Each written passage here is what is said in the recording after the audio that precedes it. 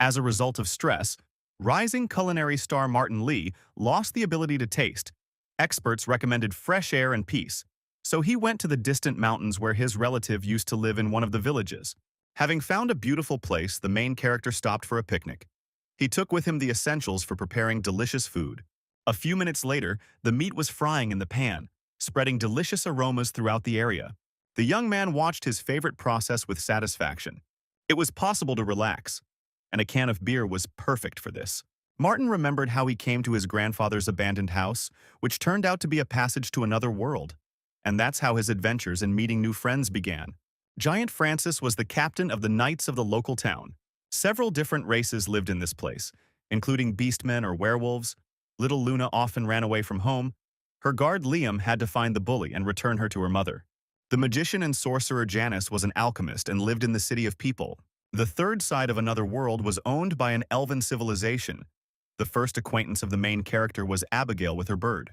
Martin encountered all these interesting creatures during his journey to the beautiful mountain landscapes. It all started when a young man, in search of silence, went to a distant village to restore his nerves and health after winning numerous competitions of famous chefs of the world.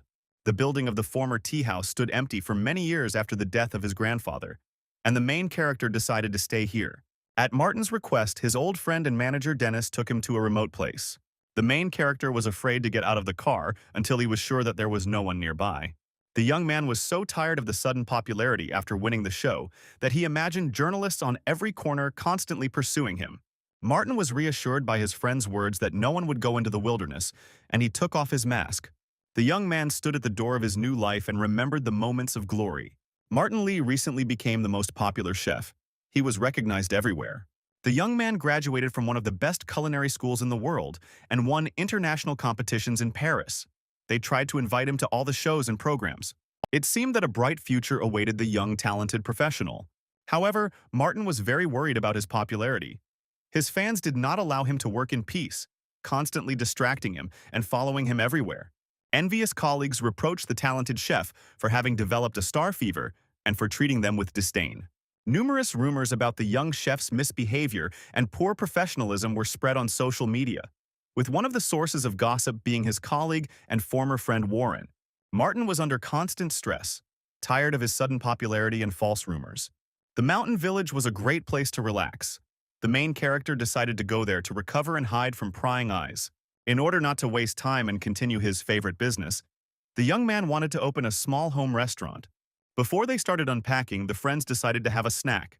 On the way, the guys stopped at a cafe and ordered food to go. For the first time in a long time, Martin ate food that someone else had cooked. Dennis watched his friend closely. The smell was disgusting. The main character was ready to kill whoever could ruin the spaghetti like that. The young man took a chance to try the dish. The most important result of the stress was that Martin lost the ability to taste, especially of his own food, which was what worried the young chef the most. Out of frustration that he couldn't fully experience the dish, the main character broke the plate. The young man consulted many specialists, but the doctor's verdict was the same. Psychological trauma was the cause. Doctors advised getting rid of the source of stress and finding another hobby. However, Martin loved to cook and he didn't want to change anything. Dennis didn't like his friend's decision to stay in the wilderness. The main character did not agree. He really liked the mountains and the silence. After saying goodbye to Dennis and taking the advice of doctors, Martin set off on a hike. The taxi was supposed to take him closer to the peaks. The young man wondered if he had taken everything he needed for the camping trip. The driver watched the strange young man closely. The taxi driver was surprised that the guy was going to the mountains in light clothes and without a tent. The main character asked to stop the car near an abandoned village. The houses were empty. There had been no one left in the small village for a long time. Martin was here for the first time in several years. He had not come here since his grandfather died. The young man decided to tidy up the old house a little. The young man was surprised that the door to the barn was open. Coming closer, the main character saw a strange light in the depths of the pantry. Martin prepared to fight off the would-be thief, holding a sturdy bag for kitchen tools and utensils. Suddenly something moved in the bushes, causing the young man to scream in fear. The cute ginger cat was happy to meet a person. The young man calmed down. From the look of the village, it seemed that there had been no people here for a long time. The main character went inside the barn to find the switch. Something alerted Martin. The room seemed very large to him. The young man carefully moved into the depths of the utility room. After some time, the young man felt a breath of wind. What he saw ahead shocked the famous chef. The main character stood on the edge of a huge abyss, a strange glow surrounding him. His foot slipped off the cliff and Martin fell screaming. The young man continued to fly for several seconds, not imagining what awaited him ahead. After some time, the young man woke up and opened his eyes. The main character was lying on the grass, with branches of huge, beautiful trees hanging over him. Something wet and warm touched my hand. Martin screamed loudly in horror and jumped up. The small, furry animal looked at the stranger with surprise. Suddenly, the squirrel-like creature spread its large ears and flew away. The main character watched the flight with curiosity. He had never seen such animals before. Something moved in the nearby bushes, causing Martin to flinch again. There was a small bunny sitting nearby in the grass. When the fluffy bunny stood up, he looked like a giant monster from a horror movie. Fortunately, the unknown beast did not pay attention to the young man and calmly jumped on. Martin was shocked and ran. It was necessary to urgently find a way out of this dangerous, mysterious place. Evening came, and the main character realized that he was completely lost. The young man decided to look for a place to spend the night. The young man began to unpack his magic travel bag. The first thing the main character did was make a fire. Martin looked at the flames. There was not a soul around, and there was no connection either. Feeling hungry, the cook decided to do his favorite thing. The young man had taken some food supplies in advance to make it easier to cope in field conditions. But now the bag contained only mushrooms and butter. The main character had to use what he had in his reserves. After a few minutes, the dish was ready, but there was no spices or salt at all. Martin looked at his creation with disbelief, doubting that it could be eaten. There was no other food, so I had to try what I could get. The famous chef was completely upset. He still couldn't feel the taste. The frying pan with mushrooms flew to the side. The young man was ready to cry from despair. The main character was surrounded on all sides by powerful tree trunks. The flames of the fire warmed and calmed the young man a little. Suddenly, there was a cracking sound of branches. Martin shuddered in fear and looked around cautiously. The glowing lights of the eyes of unknown animals looked at their prey. The creatures came very close and resembled wolves. The only weapon the young man found on himself was a small folding knife. The predator in the bushes opened its mouth with powerful fangs and prepared to jump. The main character could already feel his breath next to him. Martin grabbed the blade and prepared to defend himself, screaming loudly to try to scare away the terrible beasts and closing his eyes in horror. It became quiet. The young man sat motionless, shaking all over with fear. After some time, the young man decided to open his eyes, surprised that nothing had happened and he was still alive. There was nothing around. All the toothy predators were gone. Martin heard sounds nearby that resembled loud chomping. The young man looked carefully in the direction from which the strange noise was coming. A small, fluffy animal was licking an empty frying pan. The baby looked at the young man and wagged his tail in greeting. Martin couldn't figure out what kind of animal it was. The white, shaggy creature looked most like a puppy. The beast's huge blue eyes looked joyfully at the stranger. The dog barked and went about his usual business. The main character tried to determine the breed, not understanding where the baby came from in the forest. The puppy began to show signs of attention to his new friend. A few moments later, the fluffy lump was already sitting in Martin's arms, who had previously disliked dogs and did not understand why everyone considered them the cutest creatures. The young man noticed that the dog's fur was very coarse, probably because it was wild. The young man looked closely at the shaggy stranger. A guess occurred to the main character. Apparently, there was a small wolf in front of him. Martin imagined with horror that somewhere nearby there was a she-wolf lurking and coming for her cub. The young man was afraid to think what would happen to him if the predator decided that he had kidnapped the baby. It was quiet all around. The fluffy lump sat calmly in the arms of his new friend. The main character was very tired from a busy day and went to bed. The young man no longer cared at all whether he would die of hunger or be eaten by predators, and he fell asleep. In his sleep, Martin felt himself being pulled somewhere by his shirt. The young man had no strength left to resist, and after a while the movement stopped. Martin opened his eyes and tried to get up. The wolf cub dragged him to the magical abyss into which he had fallen. The main character did not know whether he would be able to return home or whether he would end up in some other world again. The furry little boy watched as his friend hesitated to make a choice. The white lump knew the outcome and boldly rushed to help Martin. The wolf cub ran and pushed the doubting boy into the abyss. During the flight, the young man thought that he might again end up in a dangerous place or simply crash. The puppy calmly watched his friend fly away into the distance. The movement stopped. Martin felt something hard underneath him and decided to open his eyes to look around. The young man saw that he was sitting in a familiar village next to his grandfather's barn. The young man could not believe that he had returned safe and sound. The main character tried to get up, remembering that he didn't even thank his shaggy friend. Hearing a familiar bark, Martin looked around. The contented puppy was sitting nearby and happily wagging its ears. This is how the young chef got a furry pet. At home, the young man tried to wash his shaggy friend, who deftly ran away from the water. It was necessary to choose a nickname, and after numerous attempts, the wolf cub received the name Charlie. The baby slept on the bed with his friend. Martin felt warm and calm when the white lump was nearby. The next morning, the main character woke up feeling refreshed. The young man was surprised. For the first time in several months, he managed to get enough sleep. It was time to start cleaning. But first, Martin wanted to pick out some food for Charlie. The baby categorically refused dog food. Food for cats and other pets was also rejected. The upset protagonist went to the kitchen. The young man made himself breakfast. He still didn't feel anything, but at least he enjoyed the process. Martin ate the food in front of him with disappointment, hoping that the taste would be restored someday. Charlie quickly jumped onto the table and began to eat human food with great pleasure. The main character tried to drive away the bully. The young man noticed that his shaggy friend ate only the dishes he had prepared, without touching the semi-finished products from various companies. The young man began to analyze the situation. Martin gave Charlie a choice of 2 steaks with different sauces to confirm his guess.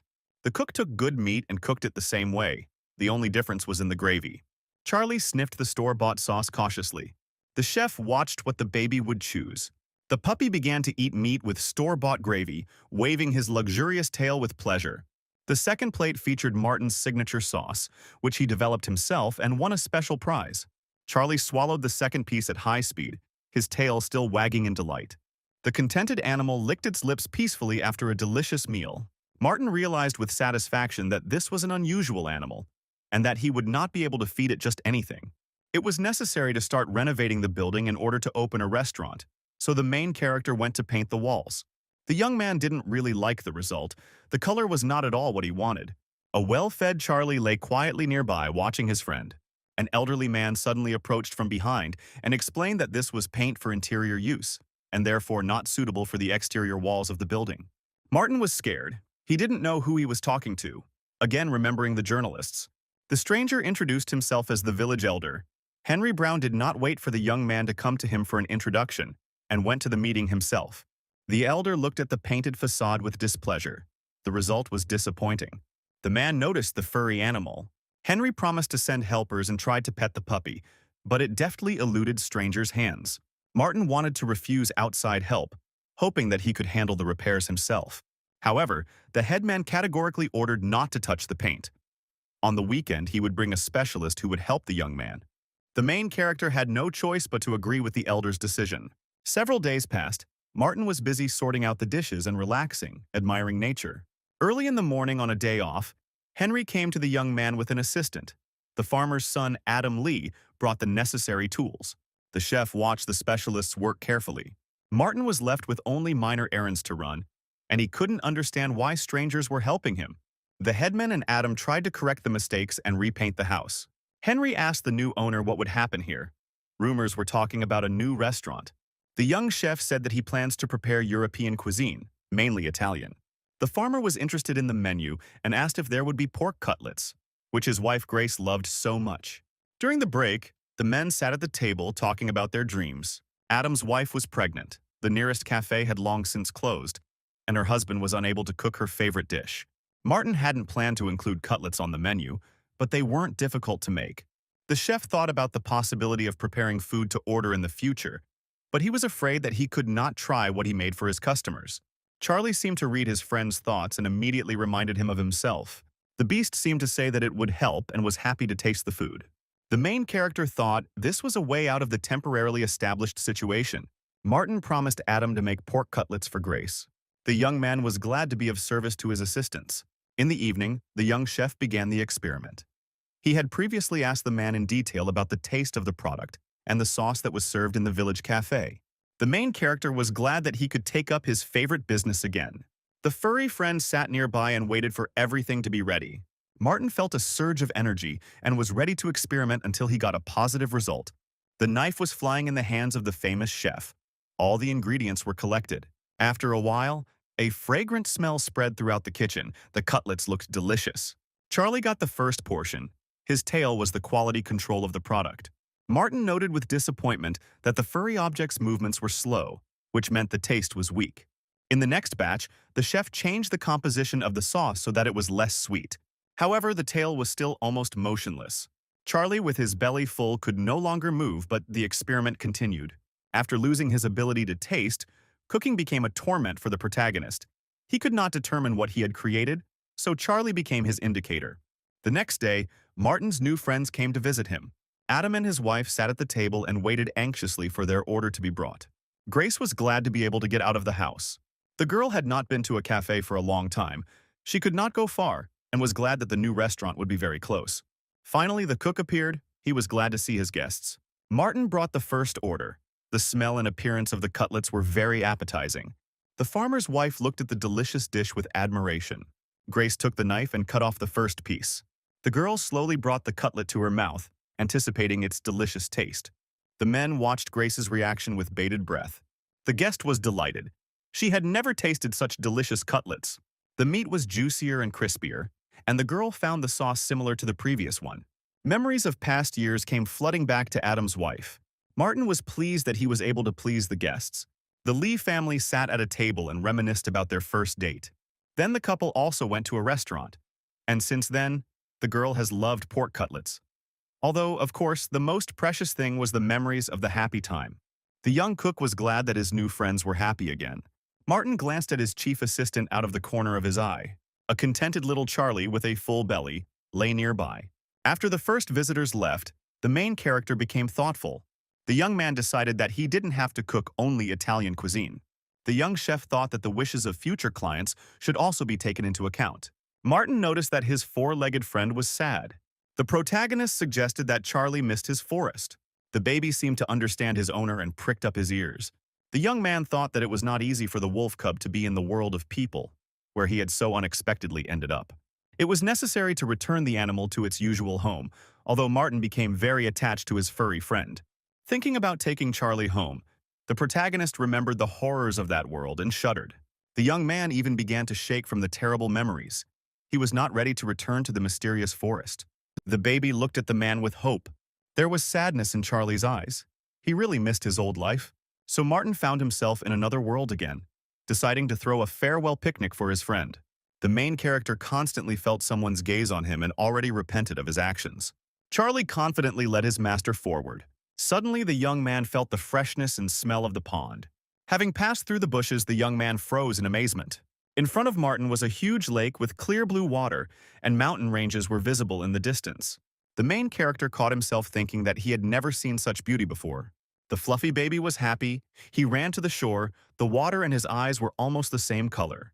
Martin decided to arrange a picnic spot near the lake, and as a farewell, he prepared a little surprise for his pet. The cook took out his equipment and began to prepare the dish. The young man had prepared pieces of very expensive meat in advance. After adding spices and oil, the young man lit a fire. The schnitzel turned out very aromatic and looked appetizing. Charlie ate with great pleasure, his tail never stopping spinning for a minute. Martin took out a can of beer and looked at the beautiful landscape with satisfaction. One thing was upsetting. The taste still hasn't returned. The main character decided not to be upset and to rest. The view was truly stunning. The young man relaxed and enjoyed the mysterious silence. However, the calm did not last long. The young cook felt a sharp object at his throat. Martin saw the sword and was very scared. A rough male voice behind him asked the young man who he was and what he was doing here. The giant looked very menacing. The weapon was really real. The young man could not move from fear. He could hardly answer that he was a simple cook. The guard could not believe the stranger's words. He had never met strangers at the border. The squire demanded that the young man tell the truth. Suddenly, the man heard sounds and looked around. A small white wolf cub was eating the last pieces of meat from the plate with gusto. Martin was willing to pay money to be released.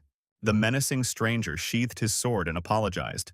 The man introduced himself as Francis, the captain of the knights of a small human town, currently patrolling the borders of his territory. The main character also gave his name, not understanding why the warrior's attitude towards him had changed so abruptly. A well-fed Charlie slept peacefully on the grass, not paying attention to anyone. The guard explained that if a white wolf accompanies a person, it is a good sign. Francis said that this species of predators inherited the blood of an ancient god.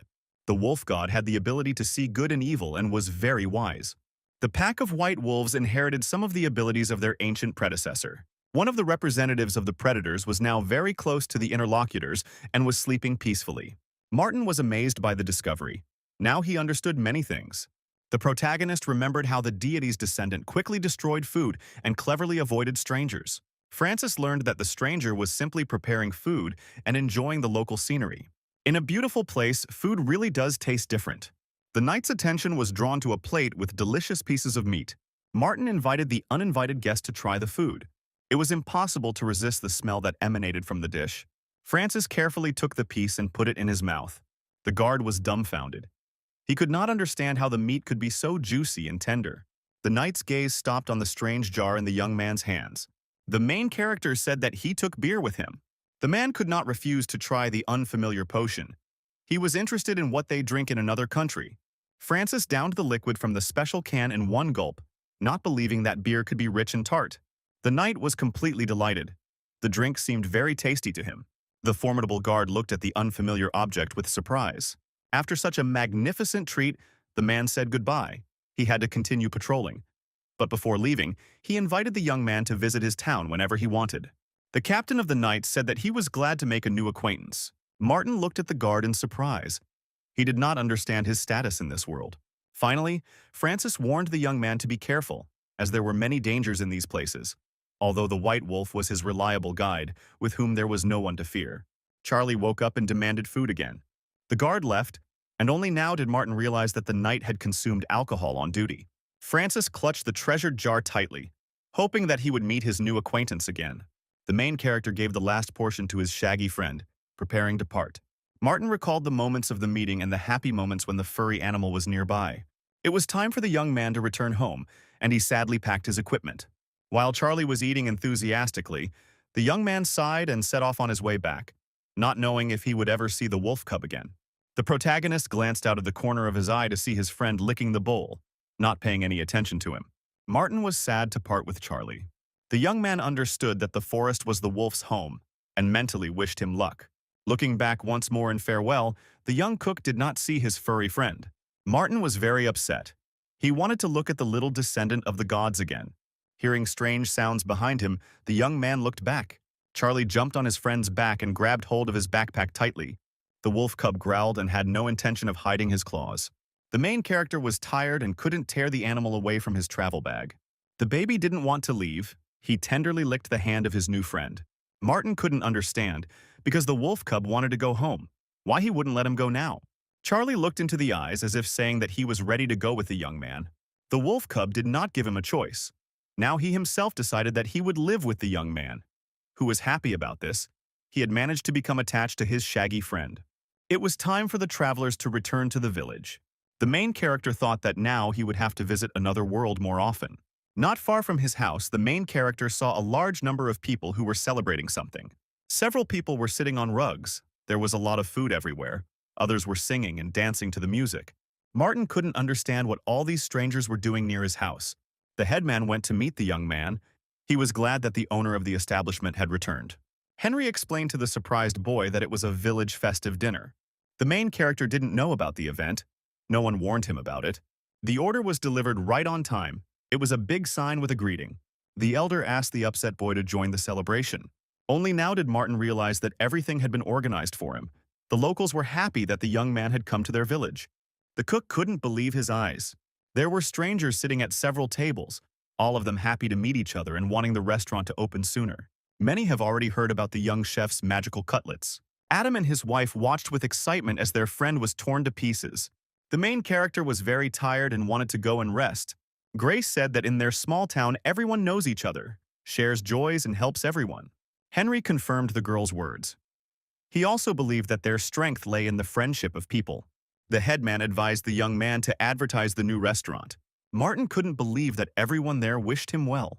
People were chatting animatedly at the tables and Grace brought some snacks. The old people interacted with the young people, sharing their memories. The main character watched what was happening with surprise. The young man noticed that his shaggy friend had suddenly disappeared. At this time, Charlie took advantage of the moment and actively destroyed the food. The cute, fluffy animal stole pieces of meat from the plates and ran away. Residents tried to catch the hooligan. who didn't even let them pet him. The tasty pieces instantly evaporated in the baby's mouth, and he ate only good quality products and without freezing. Martin watched the antics of his furry friend with shame, not admitting that it was his pet. The main character even had time to regret taking Charlie back home. Suddenly, the young man's gaze fell on a boy sitting alone nearby.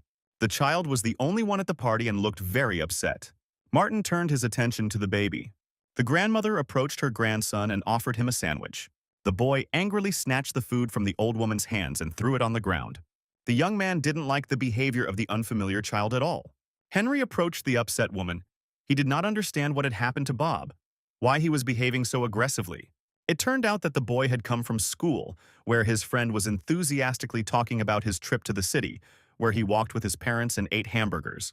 Martin listened attentively to the story of his grandmother, who tried to calm her grandson and bought him something similar in the store. Residents suggested looking for hamburgers in neighboring villages. It turned out that such products are sold only in specialized cafes and amusement parks. Henry listened to everyone and suggested that they try to cook the unfamiliar dish themselves. Nobody knew what a hamburger was, so the headman turned to a chef for help. The elder apologized. He had no one else to ask for help with food. Henry told Martin that the child didn't care about taste. He probably just wanted attention. The boy was jealous of his friend who was at the amusement park with his family. Bob's mother had been in the city hospital for several months, and his father was on a long business trip in another country, so he felt lonely. Martin knew this feeling. He sometimes felt sad alone too. The whole village took care of the boy, helping his grandmother. The young man could not sleep at night. It was not difficult to prepare hamburgers, although he himself had never tried them and did not know the real taste. Insatiable Charlie has already prepared his bowl, ready for new experiments. The main character had no choice but to accept the challenge, especially since he had to pay the residents for the tricks of the furry beast, who left everyone at the festival without tasty meat. The baby's bottomless blue eyes glowed with joy. After a while, the juicy hamburger was ready. Charlie was ready to begin the audition. While his furry assistant was eating, Martin recalled his years of study. The main character came to the States with the goal of entering one of the most famous culinary educational institutions. The young man loved to cook since childhood and often developed various seasonings and even dishes on his own. The young man wondered if he could see himself from the recent past, who doesn't know what he wants. Martin was dissatisfied with himself and moved on to the next portions.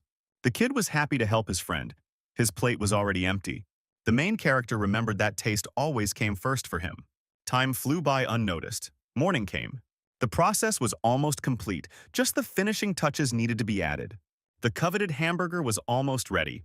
Bob was already sitting at the table and waiting for a surprise.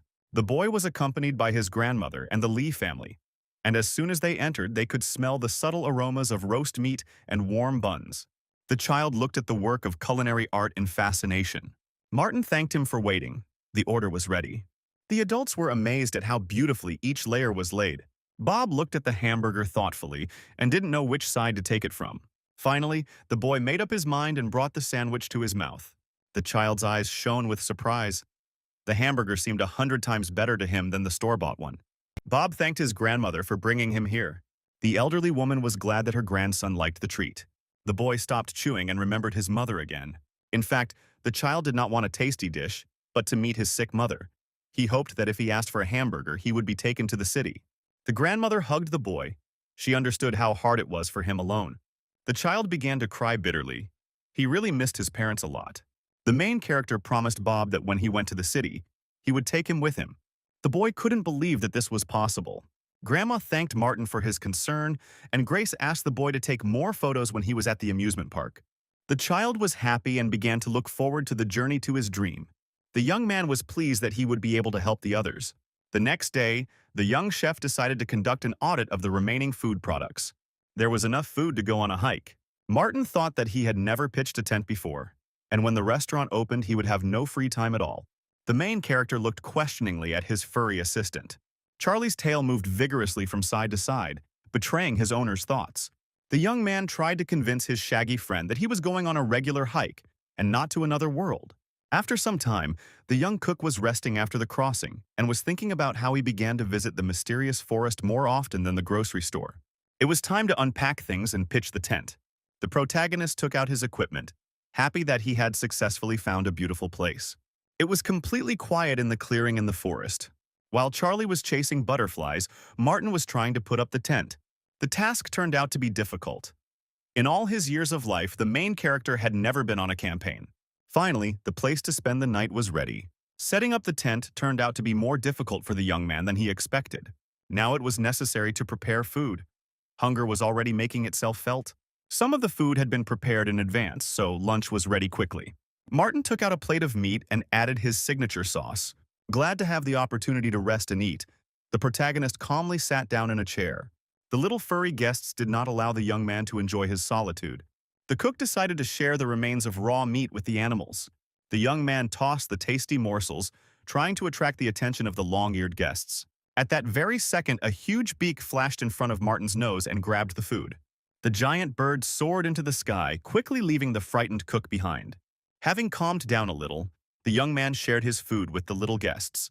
After having a snack, the main character sat in a chair, watching the beautiful scenery. Previously, the young man thought that he would be bored in nature, but suddenly he felt how pleasant it was to relax in the forest. Martin continued his dinner, enjoying the silence around him. The young man did not immediately notice that he was being watched from the nearby bushes. Hearing a rustle, the protagonist looked back, hoping that it was Charlie who had returned, having run away into the forest again. The young man called his friend, showing him how much delicious food he had managed to prepare. A shaggy red paw with huge claws appeared from the thicket. The main character managed to react and remove the dish. An unfamiliar little animal jumped out into the clearing. Martin looked at the next guest with curiosity. An unknown creature stood in front of the young man. The half-beast or half-man looked like a wild cat, but it was clear that it was a child, most likely a girl. The werewolf was in an aggressive mood and growled, choosing the moment to attack. The main character saw such a creature for the first time, more like heroes from science fiction films. The tail was very similar to a cat's. Martin watched the uninvited guest with suspicion. The stranger's hands had skin with very short hair and sharp claws on her fingers. The cat chose the moment and attacked the man. The main character had to dodge again to avoid getting injured. The half-beast was upset and was preparing to jump again. The young man did not understand what was happening.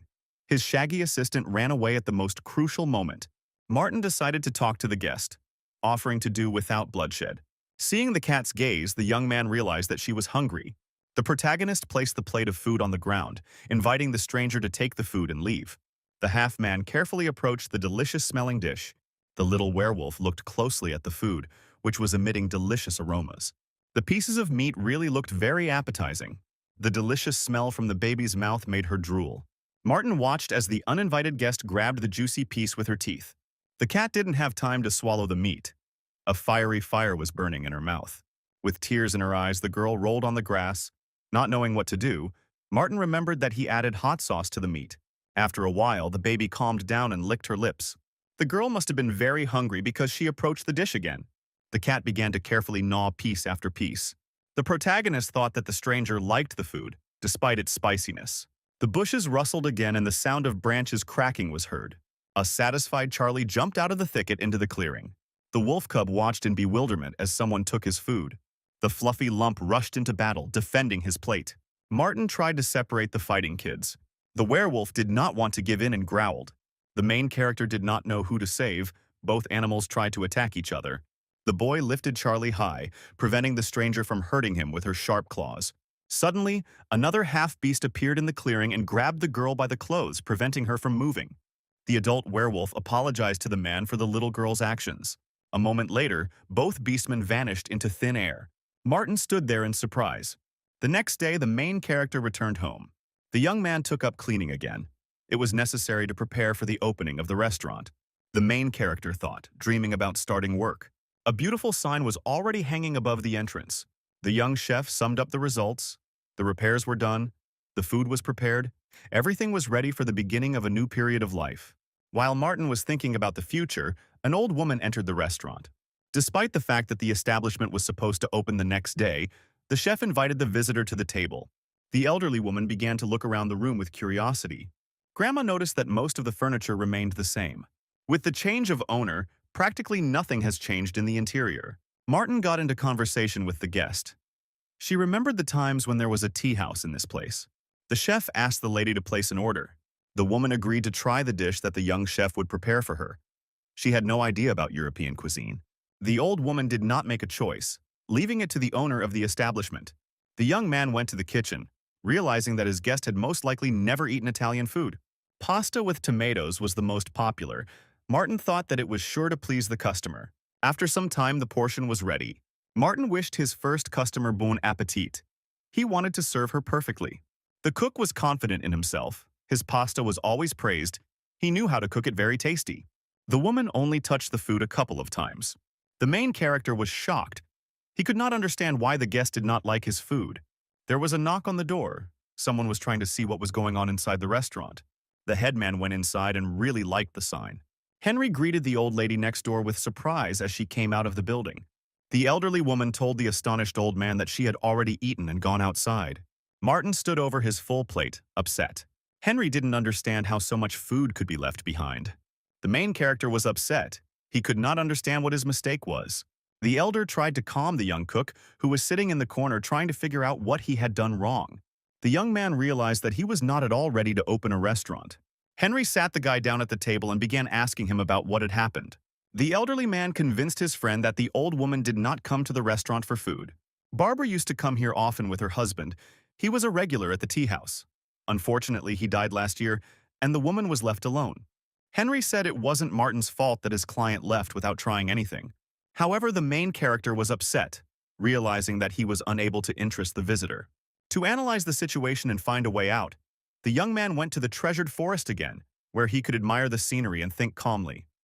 Recently, no one had bothered him in the mysterious world. Martin felt sorry for the lonely old woman. The young man kept thinking about how to surprise Barbara since she refused his signature pasta. At the top, among the beautiful branches, sat the little cat again. The girl realized that she had been seen and became angry. The protagonist looked at the werewolf, realizing that she was hungry again. The young man demonstratively stood up from his chair and called Charlie to eat. The half-beast climbed down from the tree and carefully crept closer. In a few minutes, the juicy meat was ready. Martin cut the piece into pieces and poured the sauce over it. The camping stove was an excellent substitute for a campfire. The protagonist remembered the previous incident with the hot sauce, so he didn't add pepper. In addition to the meat, the chef prepared mushrooms in a creamy cheese sauce. The delicious dish was finally ready.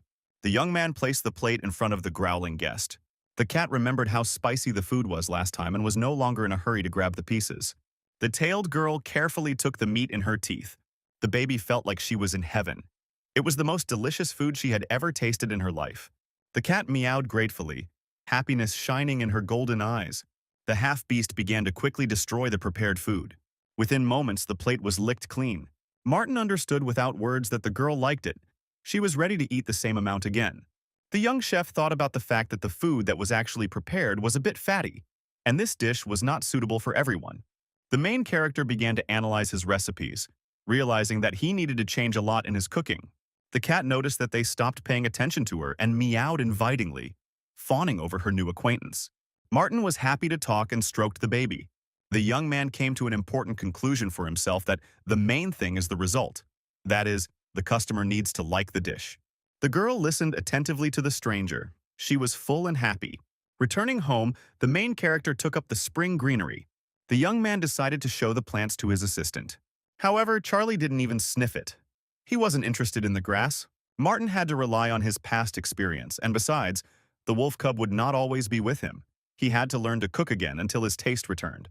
The main character got down to business again. Now he understood how he could surprise Barbara. The headman approached the restaurant and read a notice that said the opening of the establishment was postponed. Henry realized that the chef was upset by the first failure and therefore postponed the deadline. The old woman sat alone in the courtyard of the house and enjoyed the sun's rays. The old man knocked and asked permission to enter. Barbara was very surprised to see her neighbor. The elder said that the cook was very upset when the old woman left a full plate of pasta. The grandmother said that she did not like the dish, but she did not understand how she upset the new owner of the restaurant. Henry asked the neighbor to give Martin another chance. Having thanked the woman for her conversation, the village elder went out for a walk again. Barbara was left alone again, pondering the words of her wise neighbor. The protagonist wiped the floor from his forehead. For the first time, he worked so hard on a new dish. The chef used vegetables and a little seafood to balance the flavors.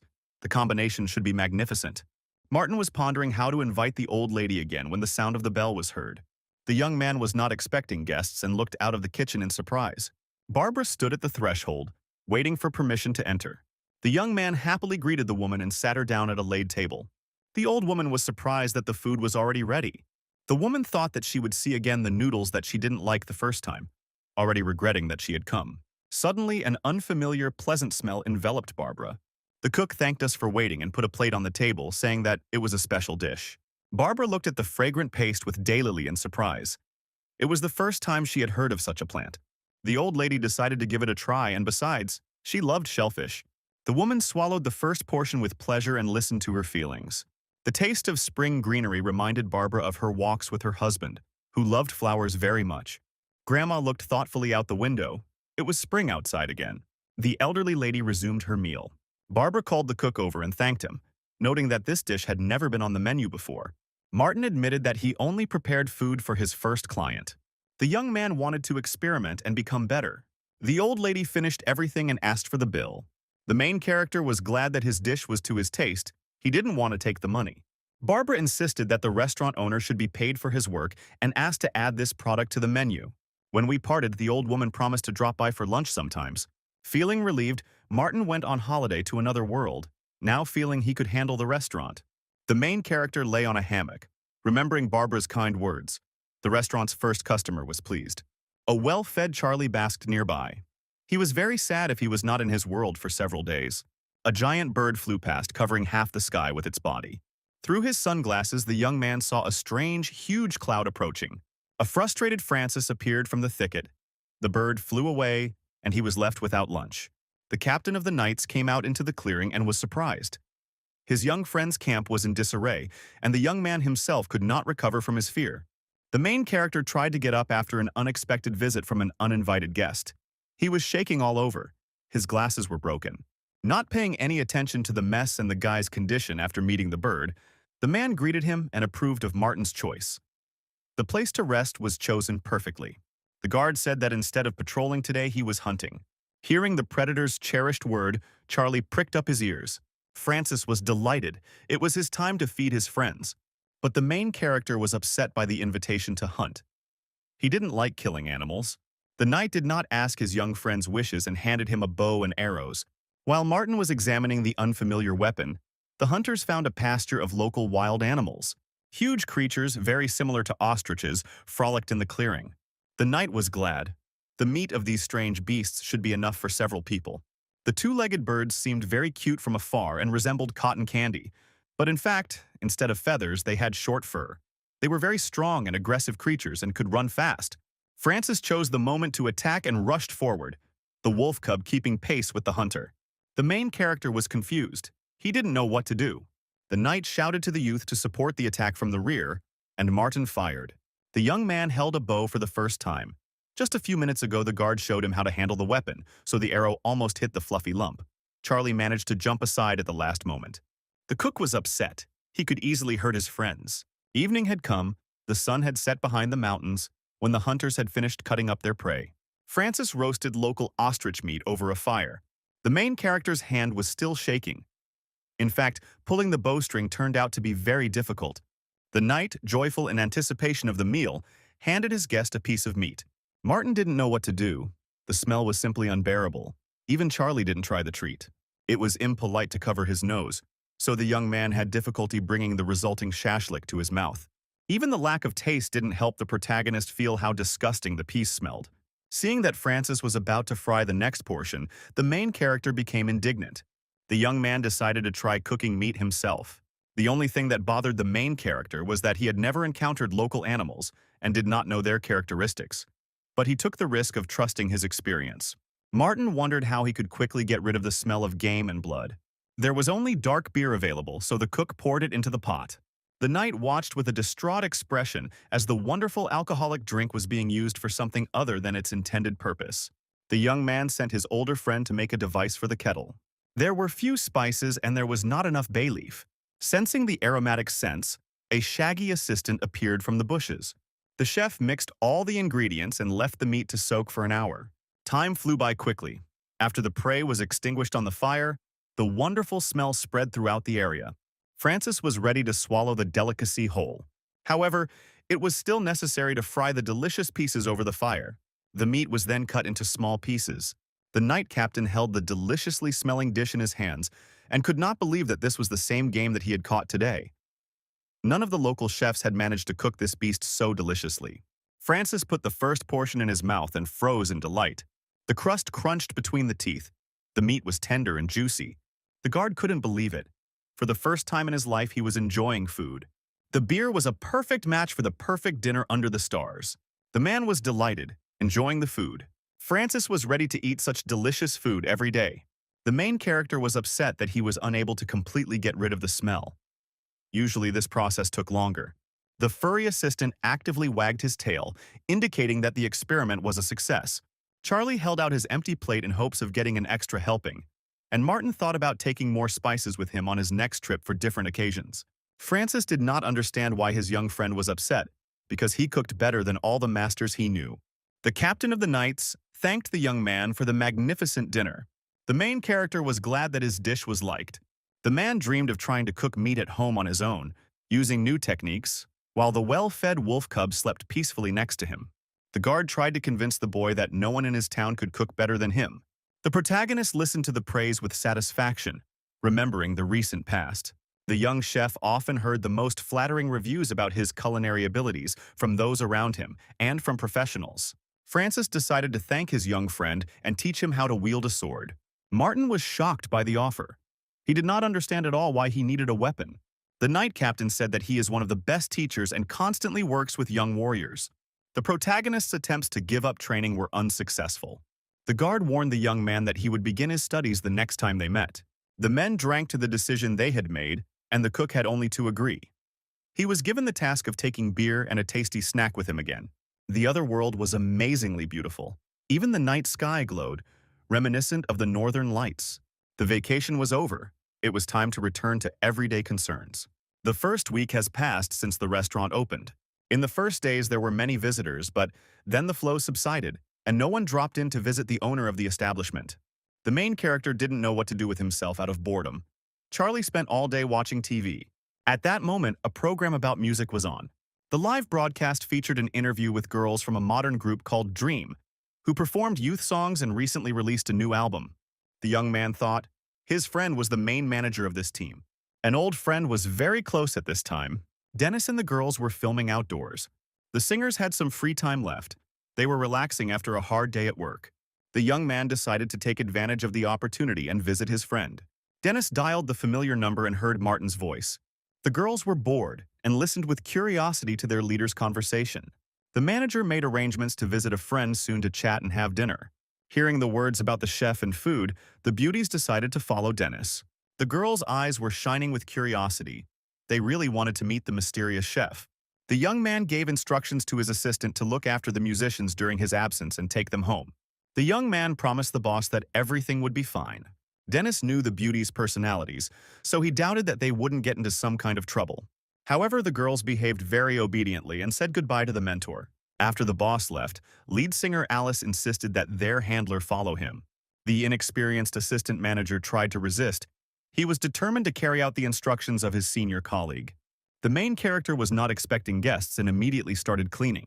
Charlie listened attentively to his friend who said that he was going to cook again.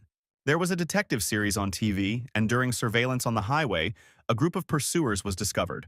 While Martin was pondering the menu, there was a knock at the door and a visitor entered. Dennis was not alone and was very angry. He had long noticed the assistant's car, which constantly followed him along the empty road. The restaurant owner listened attentively to his friend, not understanding what was happening. At this time, a group of musicians flew into the restaurant with delight, sharing their impressions of what they saw.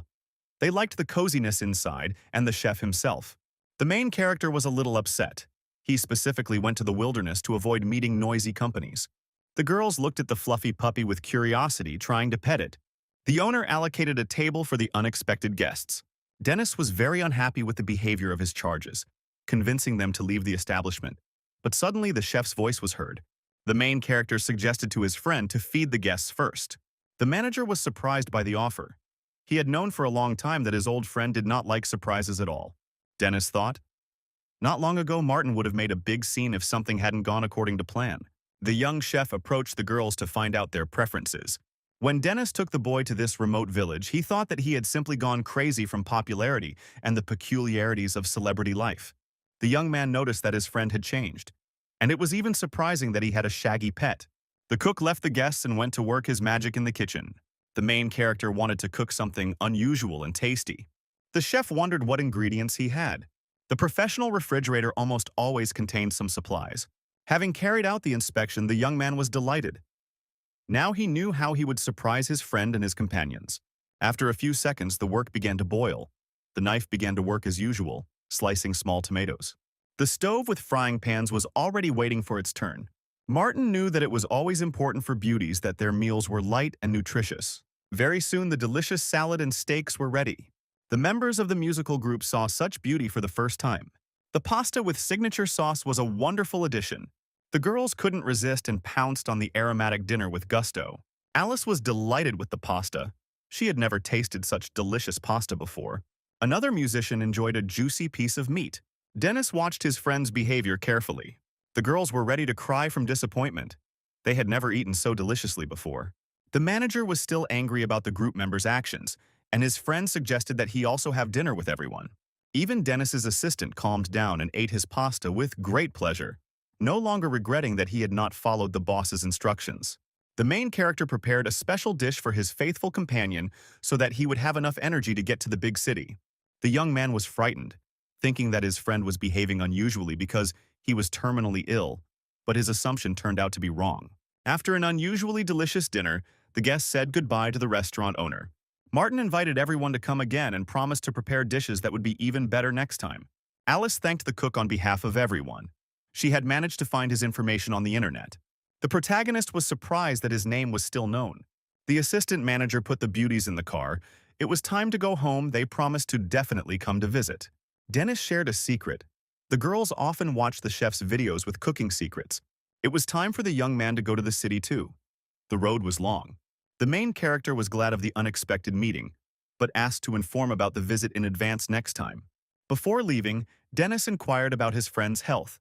Martin looked rested and even happy. The guests left. Little Charlie settled peacefully back into his chair in front of the TV and fell asleep after a restless evening.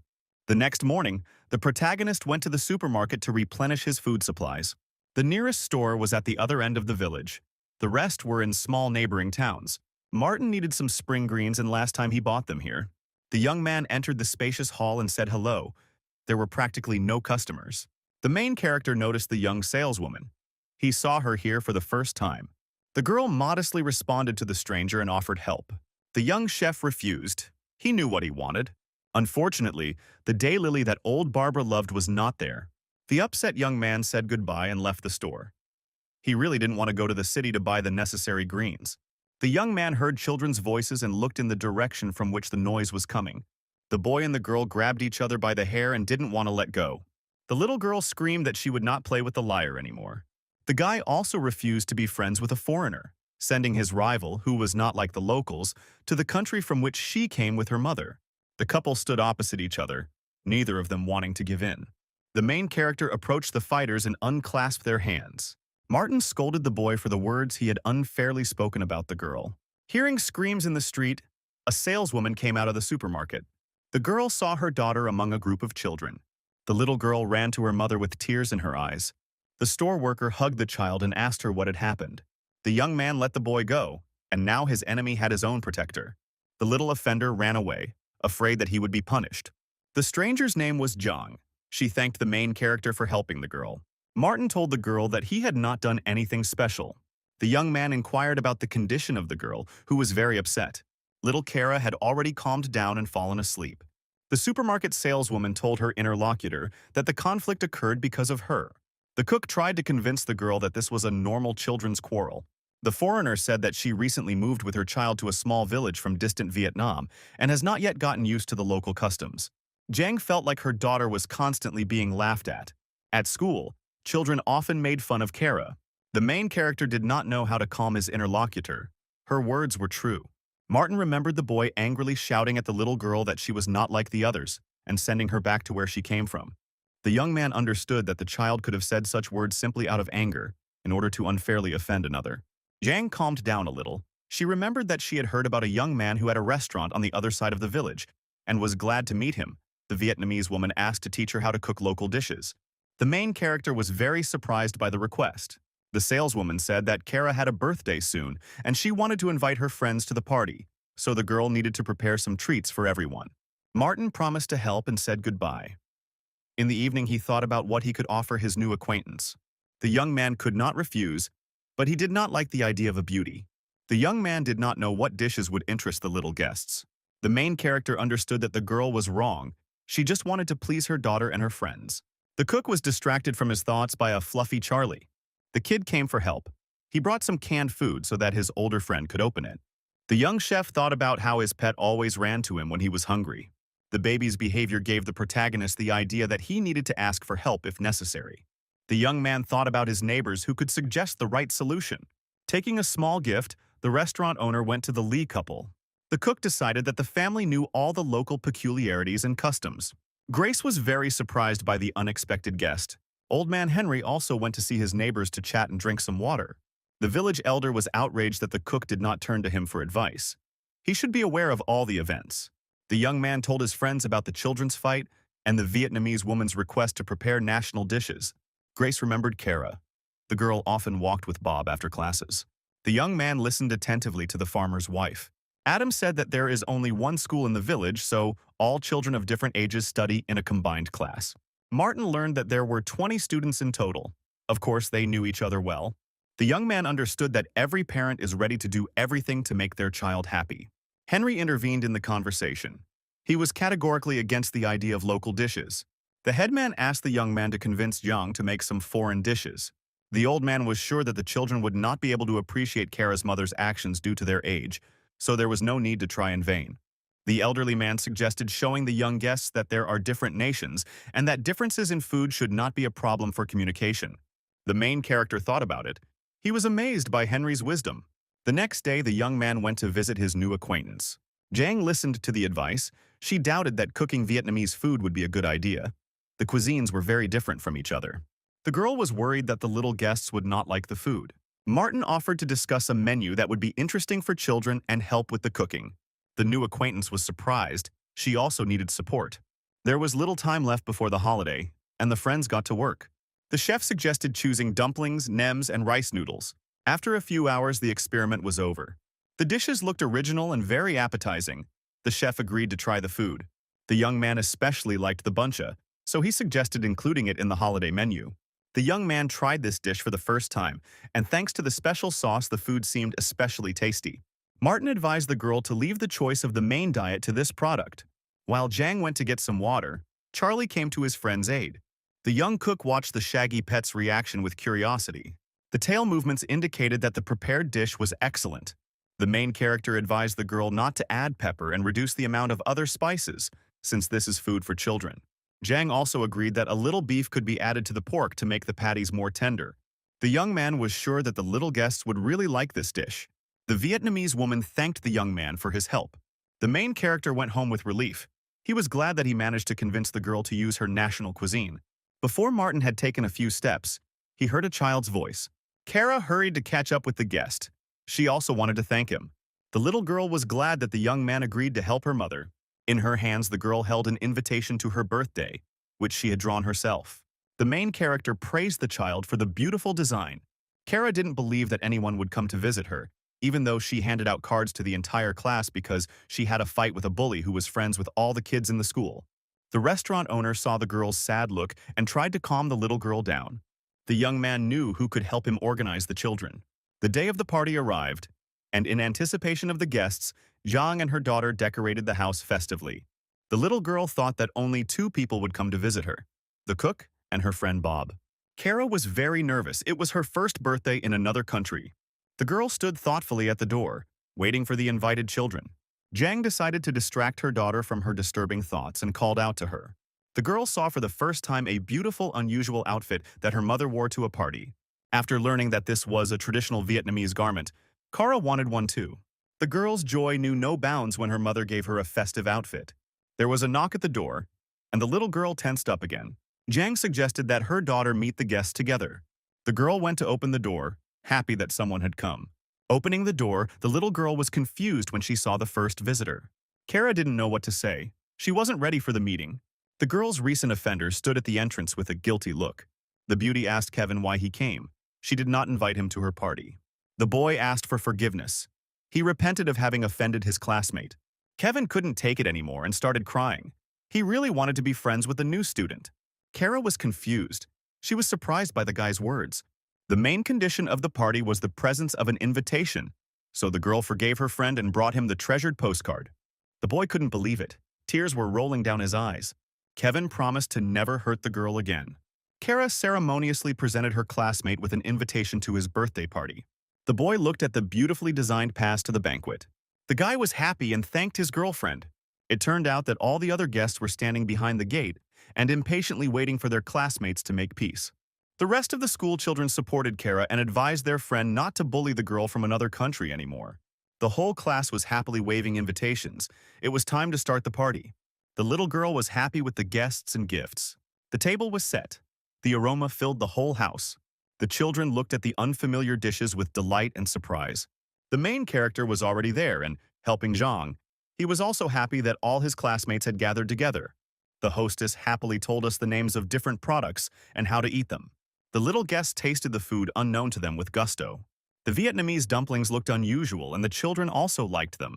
After having a snack, the classmates began to share news. Bob was very interested in the birthday girl's beautiful dress.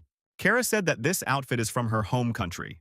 Jiang supported her daughter, confirming that all the food is also from Vietnam. The girl asked her mother to tell everyone about the customs of their country. The main character convinced Jiang to come out to the guests. Almost all the food was already ready. He himself could handle the small work in the kitchen. The happy birthday girl pulled her mother towards her friends to get to know them better. Martin watched his new acquaintances carefully.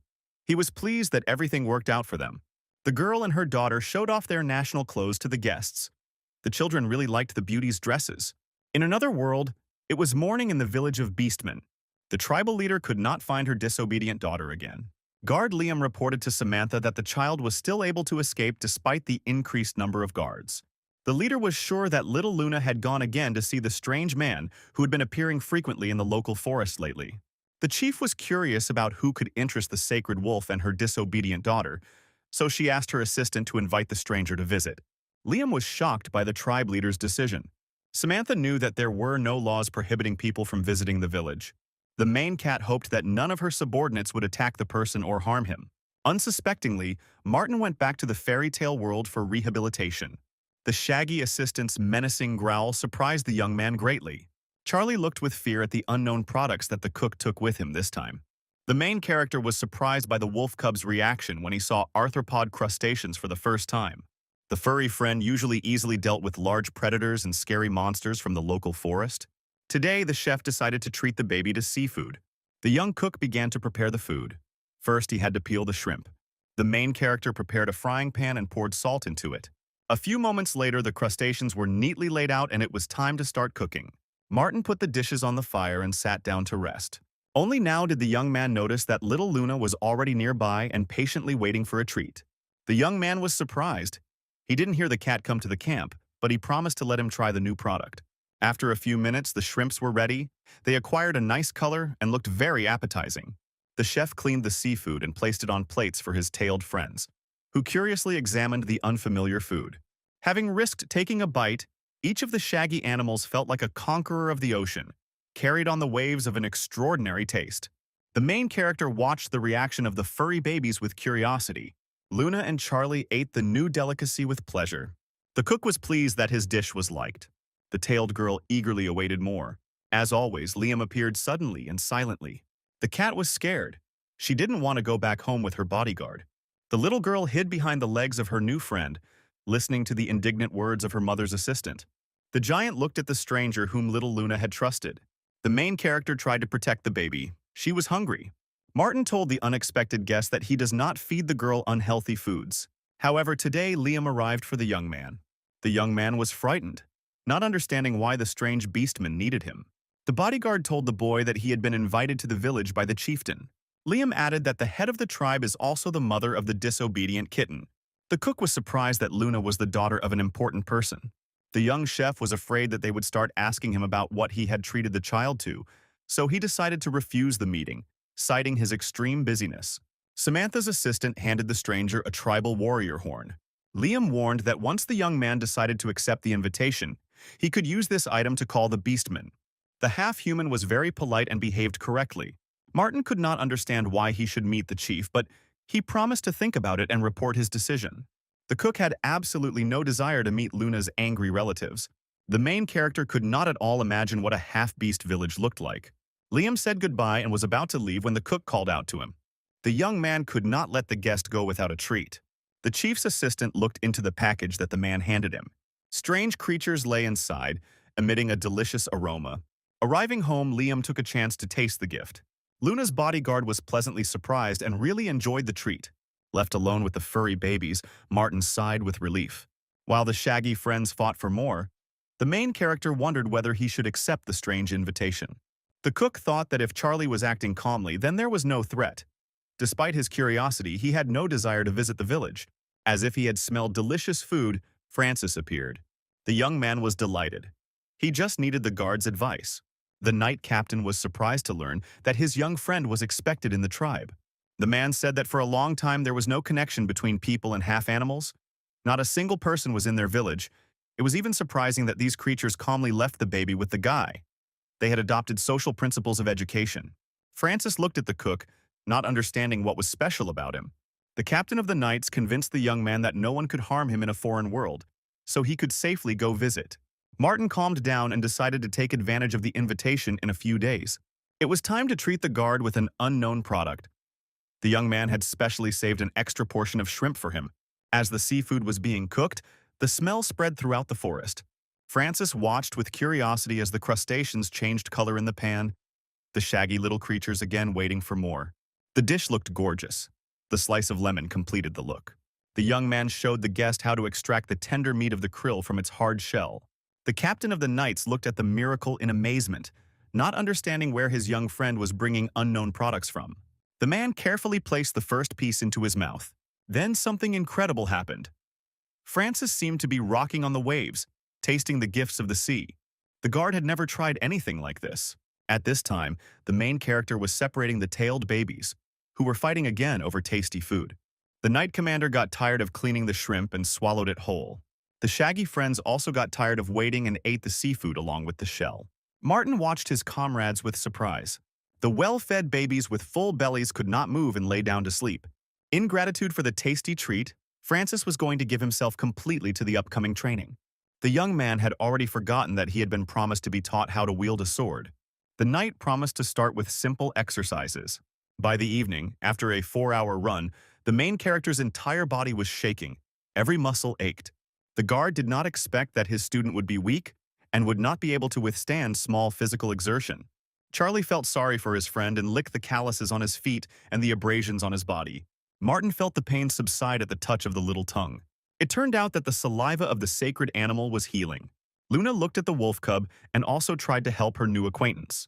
The young man thanked the girl, but she had no healing properties. Admiring the cook's determination, Francis took out the gift. The teacher made a special surprise for the young man. The main character barely got to his feet and looked at the sword with fear. However, the weapon turned out to be much lighter than usual and was made of durable wood. Several years ago, the guard himself made a blade for his daughter, but she refused to train. Now the man is going to teach everything he knows to his young friend. It was only late in the evening that Martin was able to get home. The young cook quickly prepared dinner, dreaming of going to bed as soon as possible. For the first time in several months, the young man wanted to eat at night. The shaggy assistant also got his share. The main character was glad that he added a little bacon and garlic to the pasta. The taste turned out to be much richer. The kid quickly devoured the food and waited for more, watching his older friend freeze in shock. Only now the cook realized that he had felt a faint taste of the prepared food. He began to try everything in a row, making sure that his abilities began to gradually recover. The main character couldn't believe his luck. The four-legged assistant watched the cook closely. The young man thought that if he had not gone to a distant village, he would have given up his favorite activity long ago. Martin dreamed of being able to cook the way he wanted again. At night, the headman was returning home from his friend. The friends had been drinking, so now Henry was walking and humming a song cheerfully. The elderly man was surprised to notice a light in the restaurant windows late at night. The main character forgot about the pain in his body. He decided to arrange a holiday for himself and Charlie. The contented baby was eagerly awaiting the treat. There was something unusual in the oven, spreading smells throughout the house. For the first time since escaping civilization, Martin decided to cook his signature dish. The young man could not yet fully taste all the subtleties of food, but he was glad even for this. The bar had a supply of wine to celebrate his first successes. Charlie barked to attract the cook's attention. The kid tried to say that the dish turned out great. The main character was glad that he came to the village. Morning came. The owner of the restaurant decided to take a day off. A loud knock on the door interrupted Martin's sleep. The sleepy young man, not understanding anything, looked at the uninvited guest. The headman tried to wake up his neighbor with loud shouts. Henry wanted the boy to follow him. The wolf cub that came out of the bedroom didn't understand anything either. Charlie managed to notice that the old man was dragging his friend into the car. A few seconds later, the car sped off in an unknown direction. The wolf cub stood near the open door in bewilderment. Arriving at the hospital, the elder parked the car and ran to the emergency room, Martin barely keeping up with him. The corridor was already crowded with numerous villagers. Henry told the boy that Grace had been taken to the maternity hospital that night. Adam was the most nervous of all. He was very worried about his wife. Barbara looked at her excited neighbors and decided to tidy up the emergency room. The old woman kicked everyone out into the street so that people wouldn't distract the doctors from their work with their screams. The old woman looked at the boy and asked him to stay with the farmer to support the future father of the Lee family. The young man felt unwell after the night's feast and tried to refuse. The main character sat quietly next to his friend. The young man was in such a situation for the first time and did not know what to say. Martin carefully placed his hand on his comrade's shoulder. Adam was very worried. He was worried about the health of his wife and unborn child. The cook calmly assured the man that everything would be fine, Grace would cope and would soon give birth. A few minutes later, the happy father ran out into the yard. He had a baby girl. The villagers were very happy and gathered to celebrate the momentous event. Taking advantage of the opportunity, the main character asked Henry for advice on what would be best to take with him if he had an invitation to visit friends. At first, the headman was afraid that the neighboring villages wanted to take the young man away from them. Then he calmed down and thought about it. Martin was not surprised to hear that drinks were always the main gift. The elderly man also suggested that they take some snacks with them. The protagonist thanked the elder for the advice. A couple of days later, having collected the bare necessities, the young man again set off to another world. It was scary to blow the horn. A strange sound awakened the forest thicket. The signal was heard not only from above but also underground. The animals became alarmed when they heard the unusual melody. It turned out that blowing the horn is quite difficult. However, after a few seconds, Liam and Luna were already next to the guest. The assistant to the chieftain of the Beastmen was glad that Martin found the time to respond to the invitation. He did not hesitate and hoisted the boy onto his powerful shoulder. The main character was not prepared for the journey upside down. A moment later, Liam made a huge leap and shot upward. The main character felt sick from the surprise and the height, and the bodyguard was surprised that people had become so defenseless that they could not endure the simplest jump over a distance. The young man remembered the words of Francis, who also spoke about the boy's poor preparation.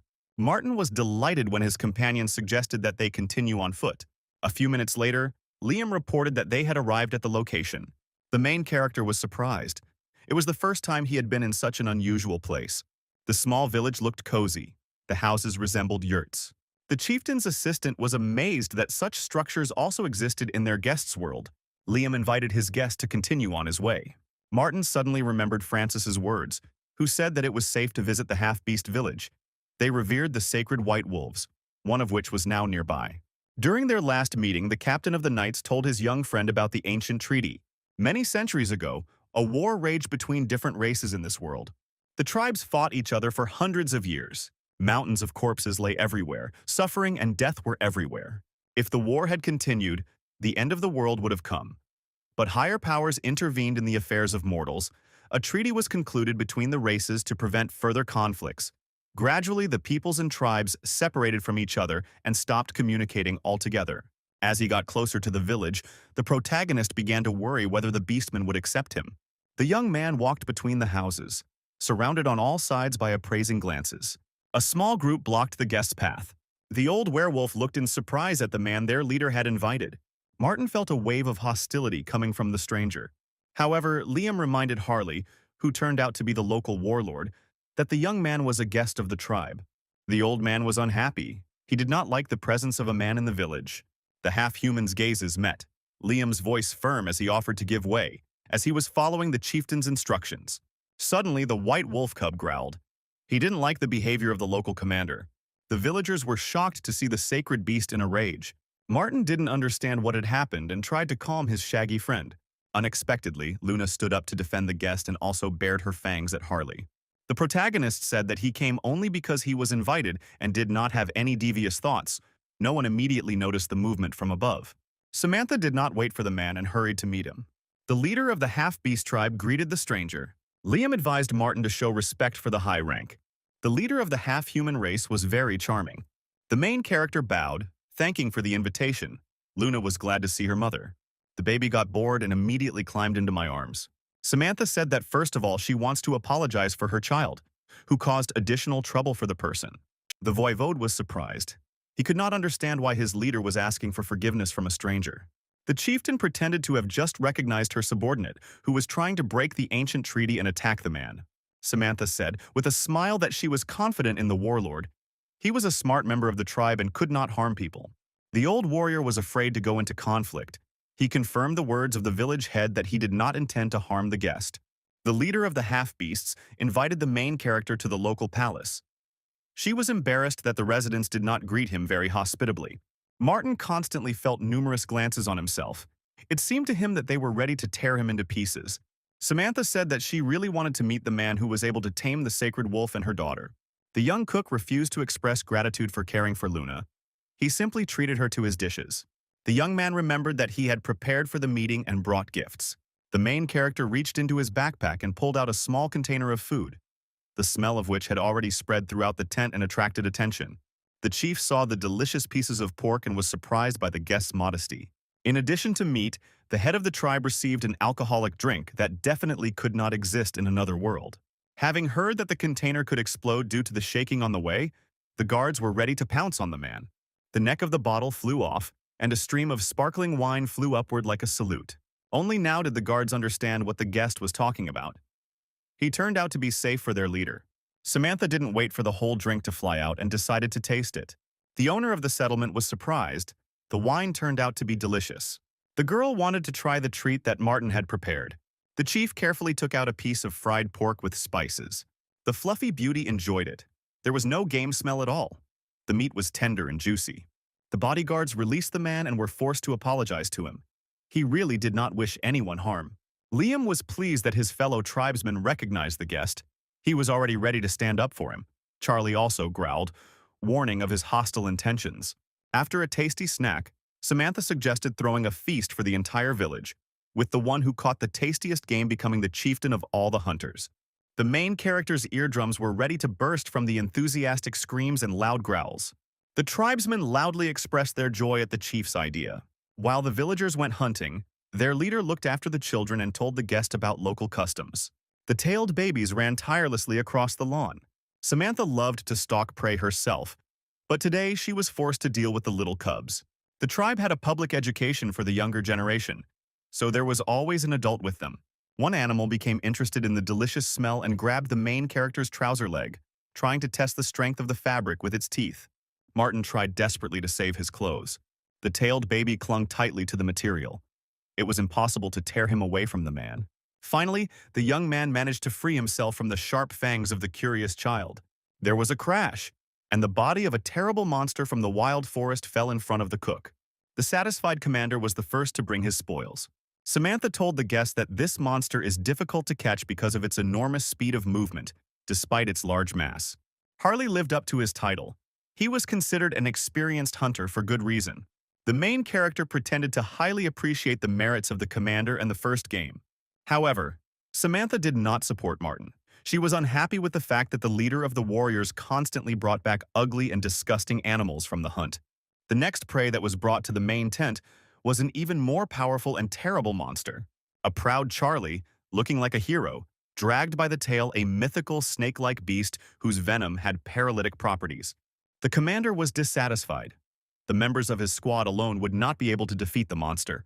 Harley barely contained his emotions so as not to growl and tear his competitor apart. Even little Luna returned from hunting, purring happily with pleasure. The little cat's gaze fell upon the dead animals, which she had never seen before, and she modestly placed her prey in the common pile. The villagers returned from the forest. It was time to sum up the results, and Samantha announced the name of the winner. The warrior who earned the title of leader of the hunters was a teenager with a multicolored bird in his paws. The young resident, who looked more like a small cat, was more amazed by the result than anyone else. Harley was disappointed. He did not understand why the honorary title did not go to him, but the conditions of the competition stated that the winner would be the one who brought not the largest animal, but the tasty game. The governor could not believe that he had lost to a child. The leader explained her idea. The chieftain must choose the right prey to feed the tribe. No one dared to challenge the leader's decision, and she ordered the fire to be lit. It was time to start cooking the meat and begin the feast. Everyone supported the leader. Only little Sasha was sad. She understood that she would not be able to lead the adult hunters. The protagonist was secretly glad that it wasn't Charlie who won. It was unknown how the visit to the Beastman settlement could have ended. Lucas decided to have a bite to eat and head home. Game was roasting on several fires. The supply of meat and blood was unbearable. The young cook was surprised that spices were not used at all in the village. Even little Luna refused to eat the cooked meat. The wolf cub could not breathe from the stench that enveloped the entire settlement of half-beasts. The main character tried to contain his emotions, but he couldn't take the knuckle in his mouth and decided to try to cook the game himself. The young man took out the cutlery that he always took with him on picnics. The meat was cut into small pieces and placed on a hot baking sheet until a crispy crust formed. Then the cook took out a cauldron and poured alcohol into it. At this time, the shaggy assistant returned, who had gone into the forest for sour fruits. Everyone was waiting impatiently for the meat to soak in the strange marinade. After half an hour, aromatic smells began to emerge from the pan. Martin took the product out of the container with alcohol and was afraid to inhale it. However, the stench disappeared, and the main character continued to cut the meat into thin pieces. Samantha was the first to risk trying it, and it worked. The leader was surprised by her impressions, not believing that this was the game they had caught. But the young man was dissatisfied with the result and wanted to try to cook the catch again. The leader and her charges began to wait for a new portion of meat. Mother Moon liked the man. He was calm and behaved bravely, but he was a guest, and she wanted him to rest too. Martin was surprised when the village mistress ordered the villagers to repeat the boy's experience, take alcohol and fruit to soak and cook the meat. Samantha thanked the young man for the lesson. The tribe itself had to prepare the game that they caught during the hunt. The beastmen approached the cook for advice. He told them what fruits would be best and how long it would take for the smell of blood to disappear. The well-fed Moon did not leave her mother, who was glad to have met a human. The day flew by unnoticed. Evening came. It was time for the main character and his assistant to return home. Samantha thanked him for the lessons on behalf of all the tribe members. Liam had to take his new friends to the clearing where their campsite was usually located. As a parting gift, the leader gave Martin a small gift. The young man thanked the leader. The whistle was proof of friendship with the beastmen and could be used to call them for help. As he fell asleep, the main character thought that he would never forget this day. A strange man appeared in the restaurant in the morning. The owner of the establishment watched in surprise as the man tried to hide his appearance behind dark glasses and a hat. The young chef brought the menu and was ready to take orders. The stranger could not believe that he had found himself in a real restaurant in a remote place. The man wanted spaghetti vongole to be cooked for him. Martin met his first person in the village who knew about Italian cuisine and offered him linguine, which was only slightly different from the dish he had ordered. The stranger was at a loss from surprise and was satisfied with the replacement. The man still couldn't believe that the owner of the establishment was familiar with pasta. The young man received the order and went to the kitchen. The young man understood that the guest was knowledgeable about European food products and knew exactly what he wanted. Linguine is denser than regular spaghetti and is usually served with seafood. Martin was glad to have met a connoisseur of Italian cuisine. He had not had a chance to show what he was capable of for a long time. After some time, the order was displayed on a plate in front of the visitor. The stranger was shocked. The smell was very aromatic. All that was left was to try the prepared food to taste. The man slowly brought the paste to his mouth. After trying the first portion, Mr. George appreciated the dish. Despite the presence of shellfish, the smell of fish was absent, and there was just enough spice to emphasize the taste. The visitor was surprised again. Not every restaurant in the city could boast of such quality. The man put down his cutlery and thought. The main character heard his name being called and turned away from the TV in time. On the screen was the same man who was now sitting at the table next to him. He was a famous artist who left his mark on the history of world art. The owner of the establishment only saw that the strange man had completely hidden his head in his cloak. He thought that his dish was not liked. However, the stranger thanked him for the quality of the preparation and was about to leave. The protagonist told the guest that he was the first visitor who knew a lot about Italian dishes. Martin learned that the man had become familiar with European cuisine in his youth, when he was studying abroad. The cook invited the strange man to come more often. He could cook any dish. George asked if he could make a vegetable soup with pasta called minestrone, which the whole family usually ate. The chef was ready to fulfill the order within half an hour. The man promised to drop by the next day and went outside. The famous artist was glad that he visited the restaurant. Before leaving, the stranger met the owner and called him a real master. He was looking forward to tomorrow. The name of the famous artist was known to almost everyone. Martin was surprised when the guest introduced himself. The main character returned to the TV, where the program about the star visitor continued. The next day, Charlie was sleeping peacefully in the yard when he heard the delighted cries of his two-legged friend. The main character enthusiastically greeted the famous artist who came in for lunch. Mr. George was modest. He did not want to be recognized by others at all. The elderly man simply dropped in to enjoy some good food and reminisce about his youth. The young chef brought minestrone and wished him bon appétit. The aromatic smell of soup spread throughout the room. The man took the spoon and thought again. Martin watched the visitor's reaction with slight fear. George said that he had only eaten such a dish in Italy. The taste was real, but his look was sad. The man remembered the distant years when he went abroad to study in pursuit of his dream. The student did not have enough money, so he tried to do any work to buy brushes and paints. The young artist was forced to eat only pasta. When the young man managed to sell his painting, he would throw a party and go to the same small restaurant. At that time, a plate of vegetable soup was a treasure for him, which he could order from a formidable silent waitress. After some time, the aspiring artist received a lucrative offer and left the country, and from then on he avoided Italian cuisine. Many years later, the famous artist realized that his past memories were dear to him, so he wanted to taste that cheap minestrone again. Martin listened with interest to the visitor's story. The man was a little upset. Now the taste of the soup seemed completely different to him. The young man was also upset. He wished his interlocutor success in searching for a past feeling. The young man remembered how difficult it was for him to survive in another country when he left to study, dreaming of becoming an outstanding chef. George thanked the guy who listened to him and got ready to leave. The young chef asked to tell what the dish looked like, its smell and features. He really wanted to help the guest. The man noted that the soup was less tasty, but the broth was thicker, the vegetables were the cheapest, and it had a fishy taste since the town was located on the coast and everything smelled of seafood. Martin thought about it and invited George to come see him the next day. The little helper licked his lips with pleasure, preparing to try the food. In the evening, the protagonist once again analyzed the words of the famous artist. The ingredients of the soup changed depending on where and who prepared it.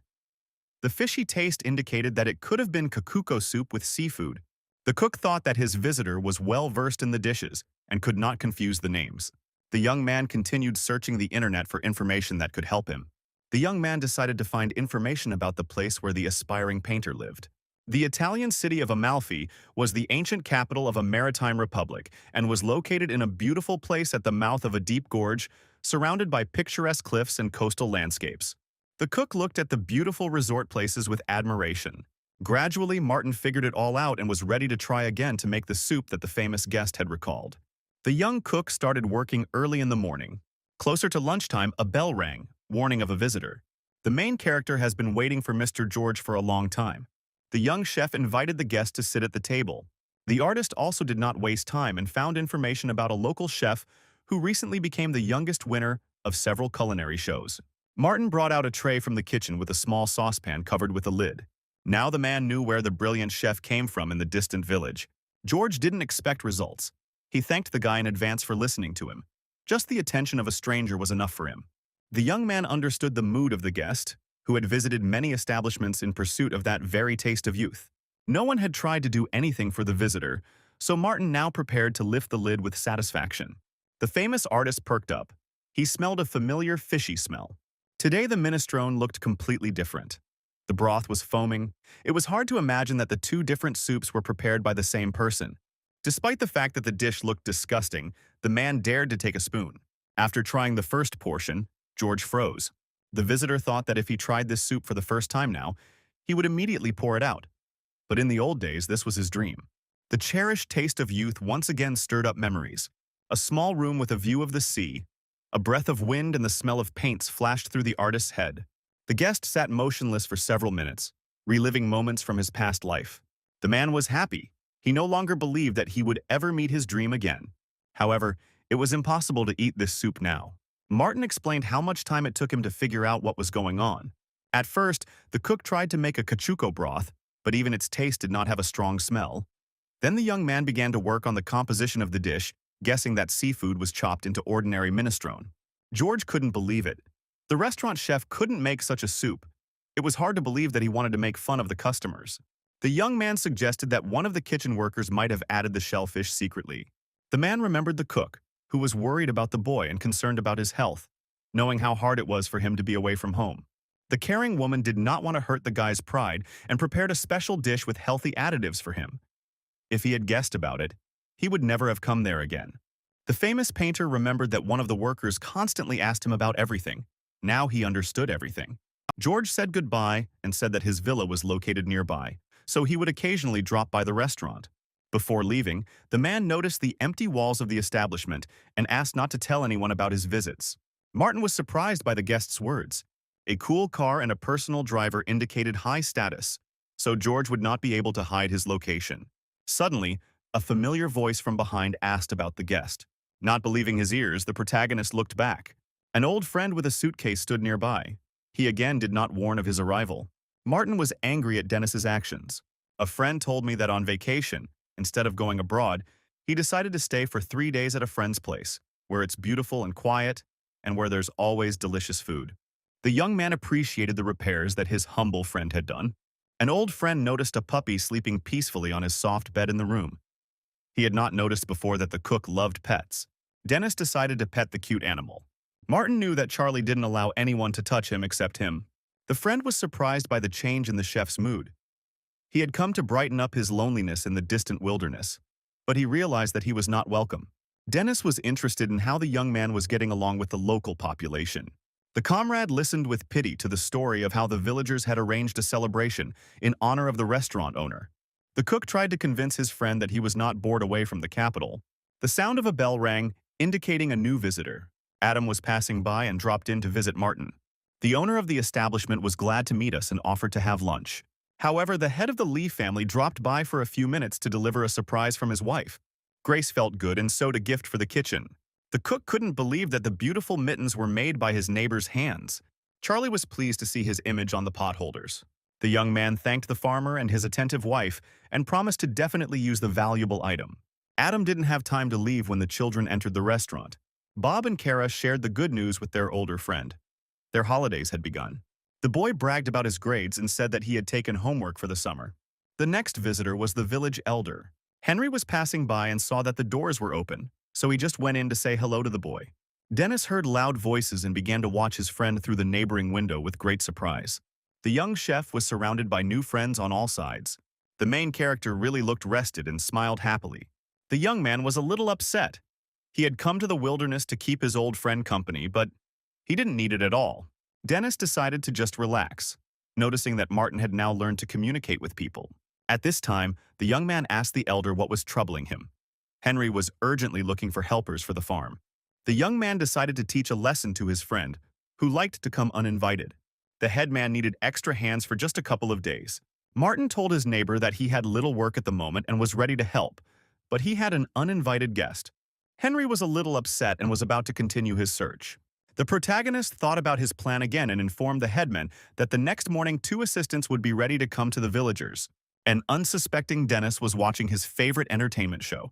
Early in the morning, Martin woke up his friend. Birds were singing outside and it was very beautiful. The city boy had never worked in the field before. Several villagers were weeding. The young cook helped harvest the first potato crop. The main character had already walked through all the beds and did not feel tired at all. The young man thought that without daily training with Francis, he would not have been able to complete the assigned task so easily. Old Lady Barbara noticed that Dennis had been resting for a long time after his unusual work. The friend looked at his comrade with displeasure. He did not expect such an act from him. Having finished their business, the friends took their plates with gusto. The restaurant owner prepared food for all the neighbors in advance. Dennis grumbled about being forced to work on his precious vacation and admired the local scenery with admiration. Martin promised that in payment he would fulfill any order his friend gave him. In the evening, the cook began preparing the jambalaya that his friend had dreamed of. The young chef decided to treat Dennis to seafood. The comrade watched the cooking process with delight, not understanding how his old friend could work miracles in the kitchen. The sausages, shrimp, and rice were ready. All that was left was to add the spices. After 2 hours, this amazing Creole dish had steeped and was finally ready. Dennis watched with curiosity as the shaggy pet pounced on his portion. Sitting at the table, Martin asked why his friend had chosen to order the inexpensive dish. The young man remembered their first meeting, when a modest guy came to visit him. The chef's apprentice refused to go to the cafe and suggested cooking something tasty at home. Then Dennis was surprised that the guy quickly made a gorgeous dish from a modest set of products. Now everything looked even better, and the friend believed that Martin would do well and be successful. The young cook told his friend the good news. His sense of taste was gradually returning. Dennis enjoyed the food he had prepared and couldn't believe his friend's words. The old comrades sat at the table sharing their impressions. The young man thought that it would be really good to recover in a distant village and suggested that Martin return to the capital after his recovery. The furry assistant heard the news and looked closely at the cook. The main character thought about it. He was not ready to go back to where he was constantly scolded and insulted for an unknown reason. So at first he was afraid of the city, but now he began to like living in the wilderness. Dennis understood the cook's condition. They had been together for several years. A friend advised Martin to take his time and continue his rehabilitation. A friend suggested celebrating a quiet country life. The cook was glad that he had a friend who understood and supported him. The friends raised their improvised glasses, or rather cans of beer, and drank to the bottom. The whole night, the young men reminisced about past years and laughed merrily. The next day, Dennis left, and the young cook again went to another world, which he told no one about.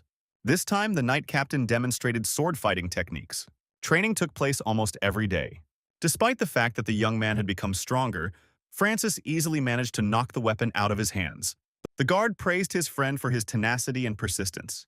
However, Martin doubted that he would be able to last more than 5 seconds in the fight.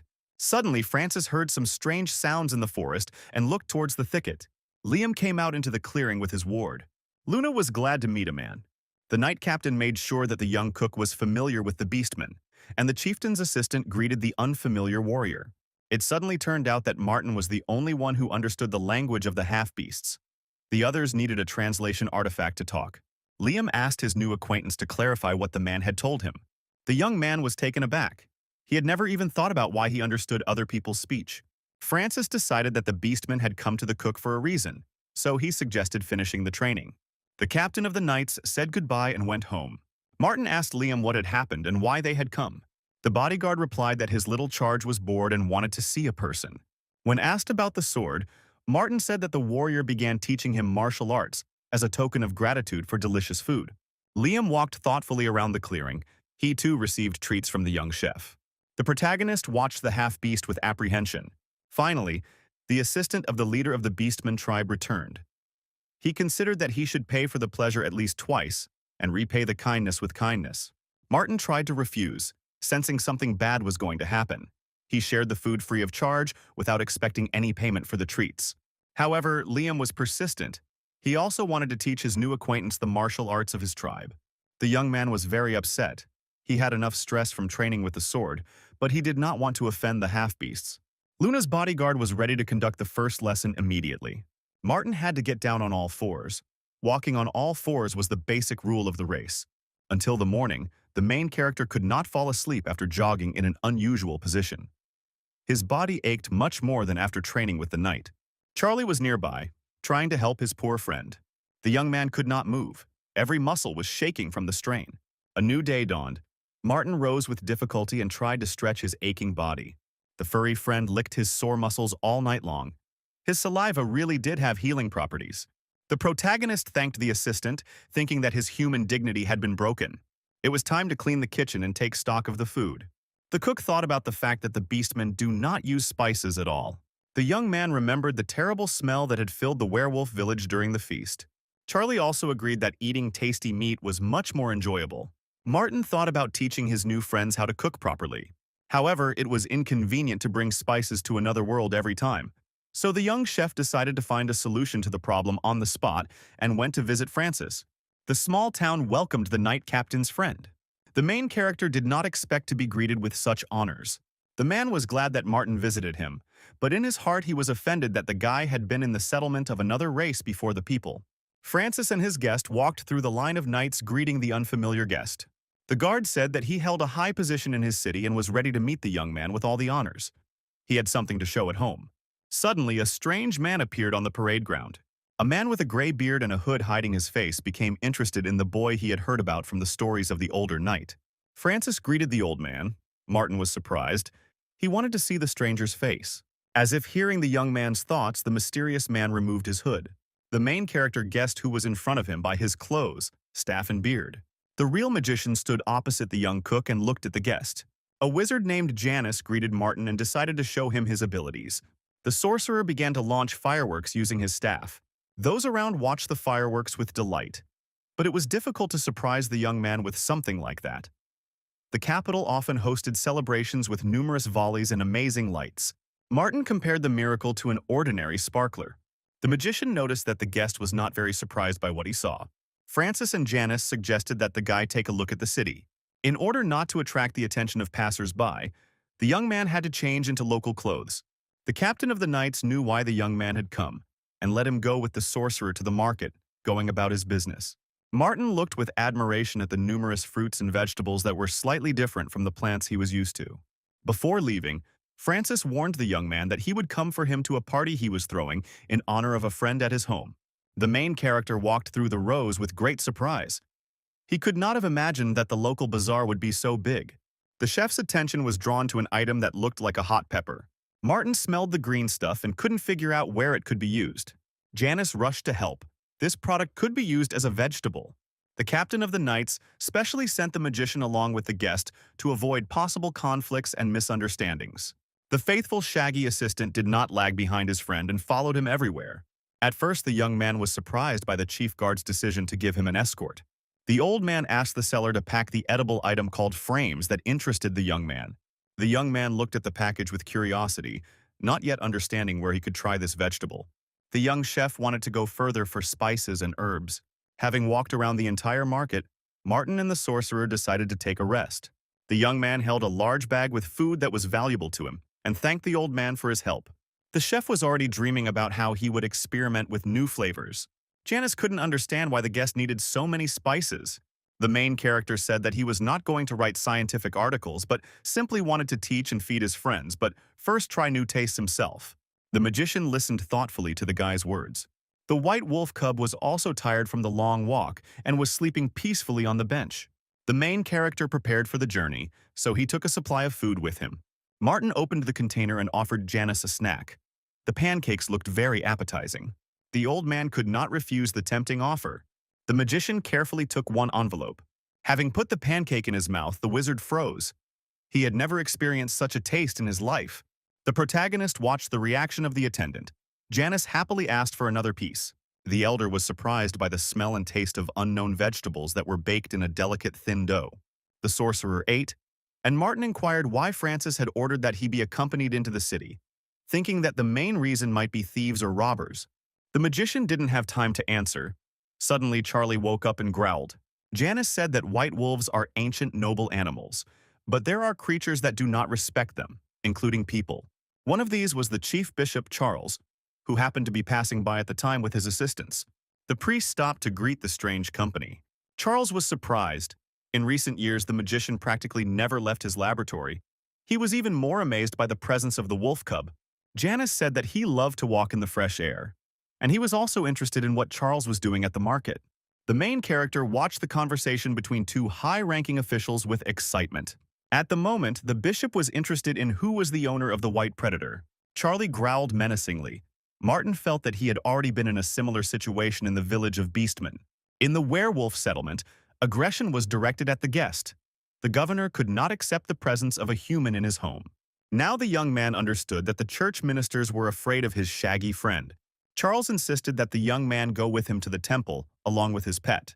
The magician intervened in the conversation and warned the bishop that the young man was a guest and friend of the captain of the knights, to whom he was currently showing the city. The priest was amazed that the sorcerer himself was personally accompanying the stranger. The assistant confirmed the wizard's words. The young man really did look like the man who had been greeted by the squad of knights that morning. Martin held his shaggy friend tightly and watched his interlocutor's reaction carefully. The bishop apologized and suggested postponing the meeting until another time, if such an opportunity arose. The magician sat calmly on the bench. He understood that he had done an excellent job with his task. Only now the main character noticed that the sorcerer's staff was burning with a bright light, which meant he had to use his abilities. The temple servants left. Janice calmed down and explained that these people were more dangerous than robbers. Then for 3 hours the wizard told the guest about the formulas with which he controls magic. When Francis came for the young man, he was already completely tired of the flow of unnecessary information. The captain of the knights took the guy to his home, where his colleagues were already waiting for them. Those present looked with curiosity at the unfamiliar guy, whom their commander personally met. Martin was upset by all the attention and sat at the table with a sad look. The hostess of the house approached the guest and offered to try the meat. Kate was delighted to meet the chef she had heard so much about from her husband. The warriors listened attentively to the conversation, learning that Martin had become one of Francis's few disciples. The daughter of the owner of the house sat down at the table next to the young man. The little girl really liked the furry animal. Her father persuaded her to eat the food and then feed the wolf cub. However, the main character doubted that his shaggy assistant would wait until he was given food. Charlie was already traveling around the plates, destroying pieces of meat. Martin decided to try the local alcohol. The drink was not very tasty. It was clear why Francis kept asking to treat him to beer. There was a large portion of meat on the plate. The main character noticed the oven in which the captain's wife was roasting game. The device was quite compact and had a spit to make it easier to turn the pieces. The young man tasted the meat. The product clearly lacked spices. The young chef tried to determine what herbs the housewife used. Francis said that his wife bought spices at the market and most often added usilia, which was brought from far away. Martin was pleased that he had acquired this potion too. The main character was upset that there were few special herbs growing in the forests. They had to be brought from far away.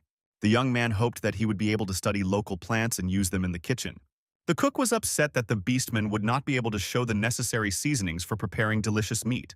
The knight captain also understood that it was impossible to deliver a large amount of spices to the settlement of the neighboring race. Trade between people in the tribe had ended more than 100 years ago. Martin listened attentively to the story of another world. Suddenly, Francis jumped up. He thought that together with his young friend, he could once again establish communication between different creatures. The young man learned that there was a chief lord in the city who was in charge of all matters, including trade. A frustrated Kate returned from the cellar. Given the large number of guests, the alcohol was almost gone. The main character remembered that he came with gifts. After a few minutes, the knights were happily trying the unfamiliar drinks. Francis was the happiest of all. He already knew the delicious taste of beer. Martin didn't know how to answer the numerous questions about where to buy these bottles. The young man did not expect such a joyful reaction from the local residents. The main character told those present that the taste can be improved by mixing 2 alcoholic drinks of different strengths. The knights looked with admiration at the genius who knew the secrets of drinking. Martin received the knowledge from a friend during the celebration of another victory, who shared information on what proportions to mix the potion in. There were cries of delight from all sides. Those around really liked the new taste. The knights tried to find out whether it was possible to change the composition of alcoholic drinks and their quantity. After a couple of hours, the main character was the only one left on his feet. The entire knightly order slept in various positions right at the tables and on the floor in the house of their commander. The next morning, as usual, training took place. The knights discussed meeting a man from another country. They had already heard that the guest had become the captain's apprentice, and they wanted to fight him. The morning sparring was weak. The soldiers had not yet recovered from the party. The warriors recalled the delicious alcoholic drinks that the young man treated them to. Francis held up better than anyone else. He was already thinking about when to invite his young friend to visit again. There was also a slight commotion in the restaurant building. Martin realized that he had also overdone it with beer consumption, trying to bring his body back to its usual state. The main character decided to make Bob's cherished dream come true and collected the necessary things. All that remained was to find a place for Charlie, whom the young man was afraid to take with him to the big city. The baby was delighted when he was called, expecting a tasty treat. However, for the first time, the cook put a collar on his friend and took a leash, entrusting the pet to the headman for the duration of the trip. Jang sent her daughter and her friend on a long journey. Bob's grandmother thanked the cook for going to show the children the capital. Martin took full responsibility for the neighboring boy and girl. Promises had to be kept. Dennis, at his friend's request, drove his car to the restaurant. The Vietnamese girl was happy that Kara would see a new city and have some fun. Henry noticed that the young man had changed a lot. He had become completely different from the guy who had come to the village some time ago. The main character was a little afraid of returning to the past. Martin apologized to Bob for delaying the promised trip to the city. The children were happy. They had never traveled so far from the village. Now Dennis understood why his friend wanted to visit the capital. On the way, the travelers discussed the plan. The first thing they needed to do was go to the amusement park. Martin hoped that he hadn't been on TV for a long time, so people had forgotten him. A friend advised the chef to wear a cap to change his appearance. The comrade was surprised by the main character's decision to go to a crowded place. He couldn't even think about it before. The driver looked in the rearview mirror and thought he saw a white fluffy ball. At this time, the headman was asking the villagers if anyone had seen Charlie, who had easily gotten out of the collar and escaped. The huge amusement park welcomed its visitors. The children were absolutely delighted. They wanted to ride all the rides. Martin felt unwell again and tried to hide his face from the crowd of people. It seemed to the main character that everyone was looking at and recognizing the cook. The young man didn't know what to do. His body was shaking with fear. Bob saw that the young man was shaking with fear and took him by the hand. The children thought that Martin was simply afraid of the slides and reassured him, saying that they were with him, so he wouldn't be scared. The main character was surprised. The feeling of anxiety subsided and he felt better. Dennis watched his friend closely, noticing that he had really changed lately. Out of boredom, the friend wanted to laugh at the young man's ability to cope well with the role of nanny. An old friend noticed that here and there groups of curious people were gathering, looking at something interesting. The travelers were riding the roller coaster. They could not notice how the fluffy lump was actively running away from the guards and strangers, trying to keep up with its owner everywhere. The park was closed to animals, so workers couldn't figure out how the white puppy managed to get there. As promised, Martin took the kids to a cafe to try hamburgers. Bob was finally convinced that his adult friend cooks better than anyone. The ward was quiet. The young patient looked out the window with longing. She had already spent several months in the hospital and missed her child. Suddenly, a child's cry was heard. Bob ran impatiently down the hospital corridor. The woman couldn't believe she was seeing her son. The boy hugged his beloved mother and cried with joy. Martin and Kara stood nearby so as not to interfere with the close relatives' communication with each other. The girl remembered her mother with sadness and decided that it was time to return home. Bob didn't want to leave. He wished his mother to get well soon. He missed her very much. Late in the evening, the bus brought the travelers to their native village. The children happily hugged their relatives, sharing with them their impressions of the trip. The protagonist was glad that he was able to fulfill his promise. Suddenly, an exhausted Charlie appeared on the road, barely dragging his paws. Martin didn't understand where the baby came from. He was dirty and breathing heavily. The young man took his furry friend in his arms and promised to take him with him next time. He also missed his pet. The night flew by unnoticed, and in the morning the friends again set off on a hike to another world. Now Martin had learned how to quickly set up a tent and make a fire. Thanks to the supplies, the food was cooked quickly. Luna was already waiting for the time when she could eat tasty meat again. The young cook decided to try local herbs that he bought together with the magician at the market. Now the meat of the animal, similar to an ostrich, had completely changed its smell and looked very appetizing. The chef started experimenting with the new spices 2 weeks ago and has already achieved good results. The dishes turned out to be much tastier and more filling than before. Judging by the rapid emptying of the plate, Luna liked the food too. Martin was happily thinking about sharing secrets with Francis's wife and the beastman, and he didn't notice that he was being closely watched again from a nearby tree. The stranger in the hooded cloak met a strange guy several times who was constantly cooking. The observer was surprised that the unknown young man was always accompanied by a white wolf cub and a little half-beast girl. At first, the girl considered the young man suspicious, until she became convinced that he did nothing but eat. Delicious smells reached even the high branches of the tree. The guard didn't immediately notice that the fluffy lump had disappeared. He could easily have found her, given his origin. The stranger did not have time to hide. Looking back, she saw the wolf cub sitting next to her on a thick branch.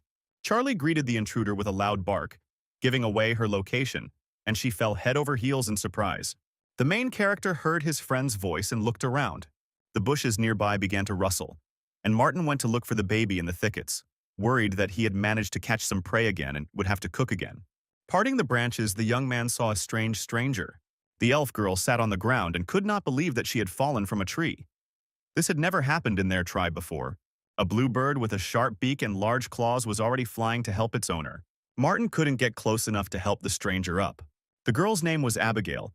She was very upset that the man saw her from a weak side and asked not to tell anyone about the meeting. The main character again did not understand what was happening. He had never seen elves before.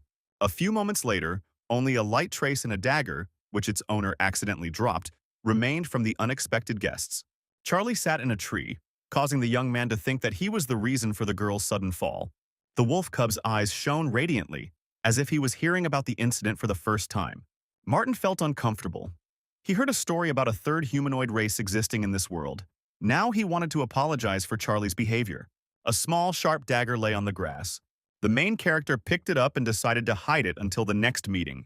Luna's indignant cries distracted the cook's attention. Liam caught the naughty girl and said hello to the cook. The little girl ran away from the village again. This time the mother decided to punish her daughter. The chief of the Beastmen tribe asked her assistant to find and bring the child to the village.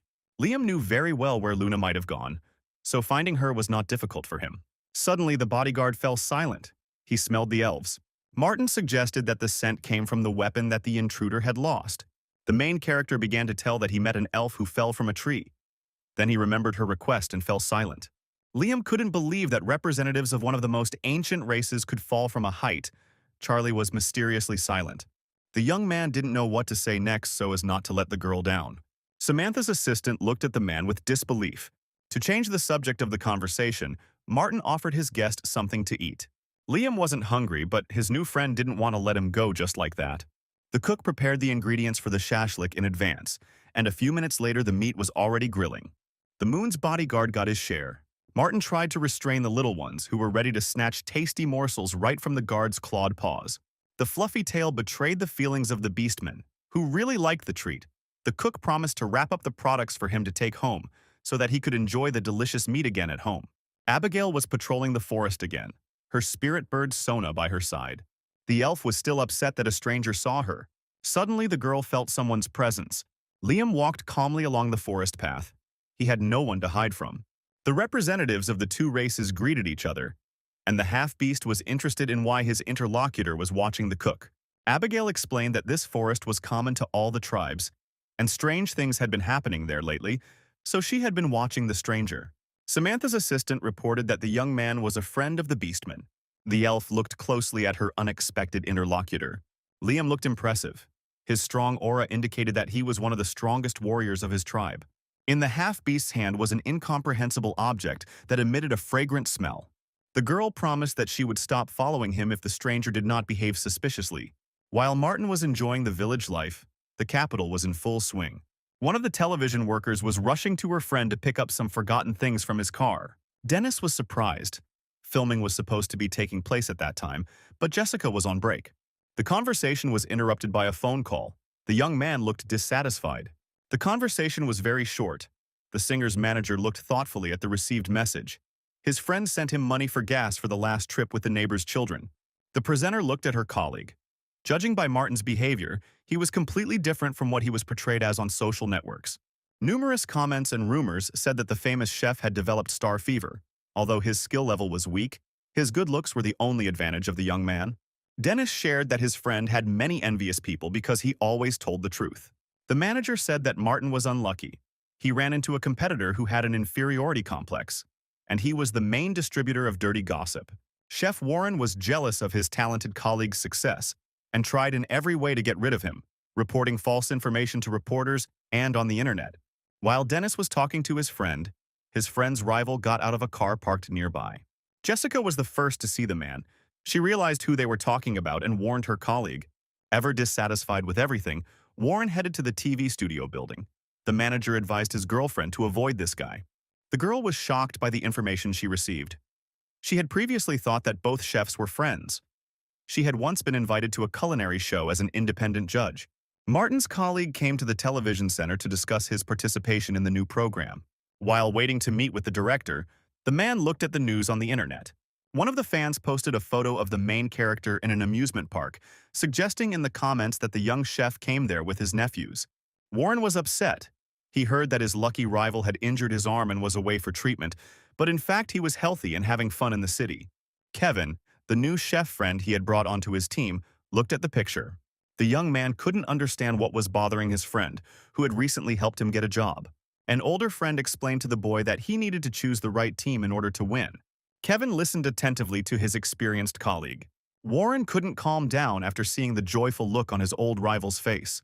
The young chef asked his friend if the rumors about the famous chef's loss of taste were true.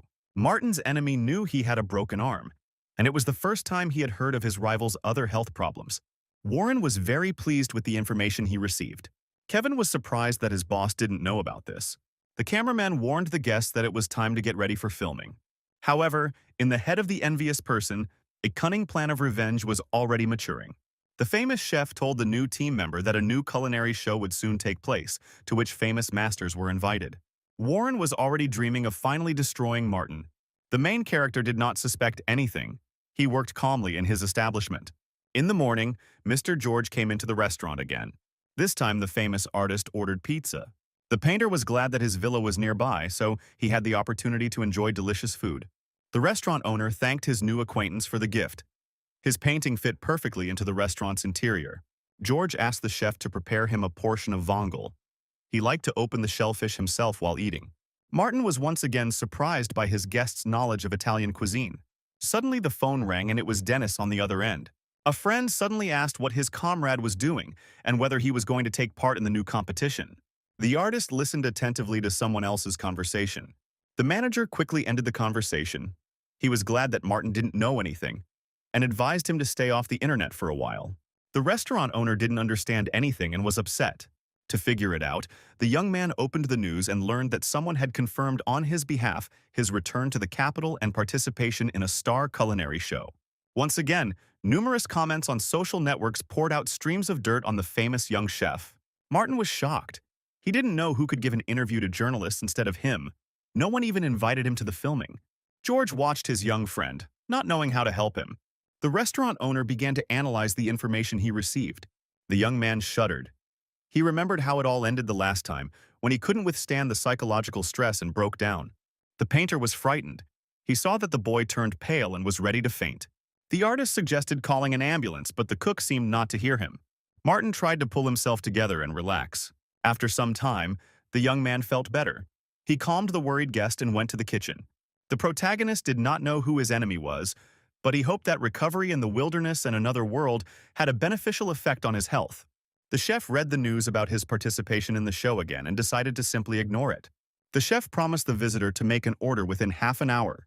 However, George still didn't like the look of his new acquaintance.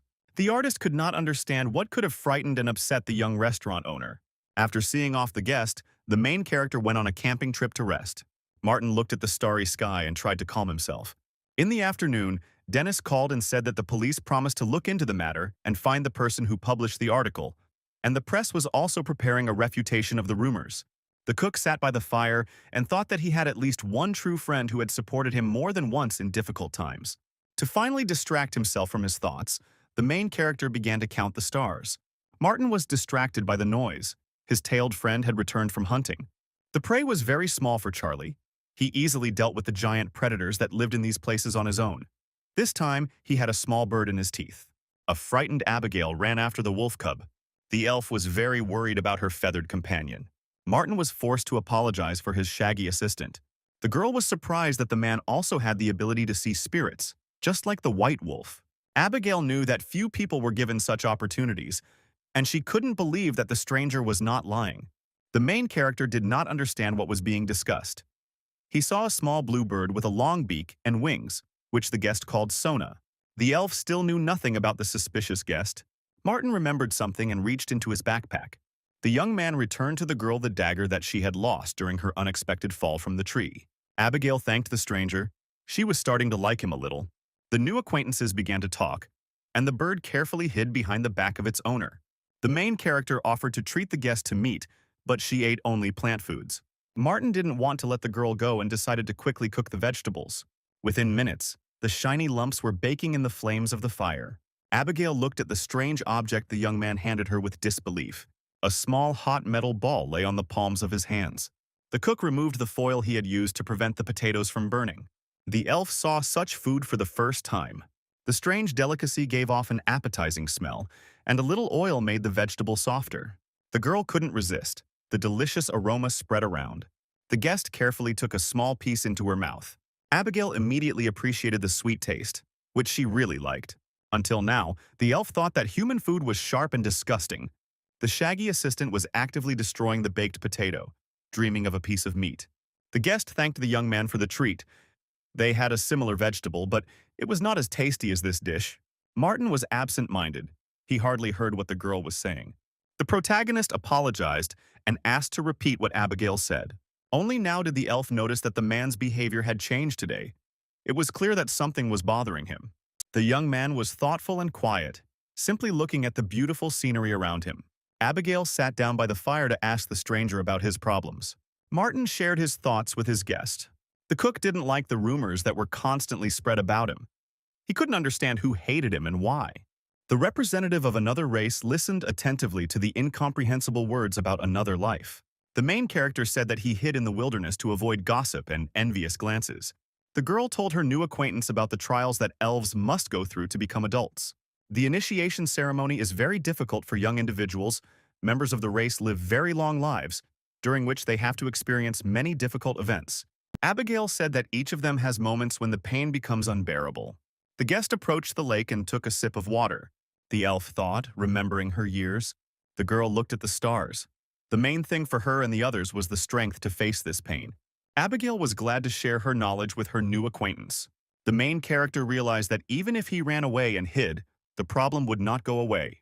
At parting, the guest expressed hope that the young man would not give up everything he had worked for many years because of someone else's opinion. The elf thanked the cook once again for the treat and said goodbye until the next meeting. Martin was left alone, pondering the girl's words.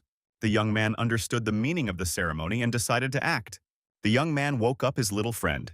He had to return home urgently. The protagonist was ready to accept the challenge and go to the show. There was a real commotion in the television studio. David, the chief director of entertainment programs, was shocked. The composition and program of the culinary competition were still in the development stage, but journalists had already published the list of participants. The executive assistant suggested trying to call Martin to invite him to the show. David knew in what condition the famous chef left town after numerous rumors. He was very worried about the guy and had not yet managed to contact him, doubting that the chef would want to become the object of unfounded criticism again. The upset boss's thoughts were interrupted by a phone call. The producer jumped in surprise when he saw the subscriber's name. David took the phone with great excitement and greeted Martin. The assistant listened attentively to his senior colleague. He really wanted to watch the competition between two outstanding chefs. The director continued the conversation, his voice calm and friendly. After finishing the conversation, the young man was so excited that he couldn't speak for a few seconds. The star chef had no intention of suing the company over false information and confirmed his participation in the competition, agreeing to meet in a few days. The main character returned to the capital again. Martin walked to the meeting place that David had appointed for him. The producer personally came to pick up his old friend. The director thanked the chef for agreeing to perform at the competition. He could not believe his happiness and already began to think about raising the company's rating. The chef ordered his assistant to take the chef to a beauty salon as a gift before filming. Martin could not understand that David had decided to attract the attention of a wide female audience who liked the sweet face of the young master. All the TV studio staff and guests were eagerly awaiting the start of the competition. It was an anniversary show. Only 2 teams of cooks were participants. They included specialists of different levels and degrees of skill.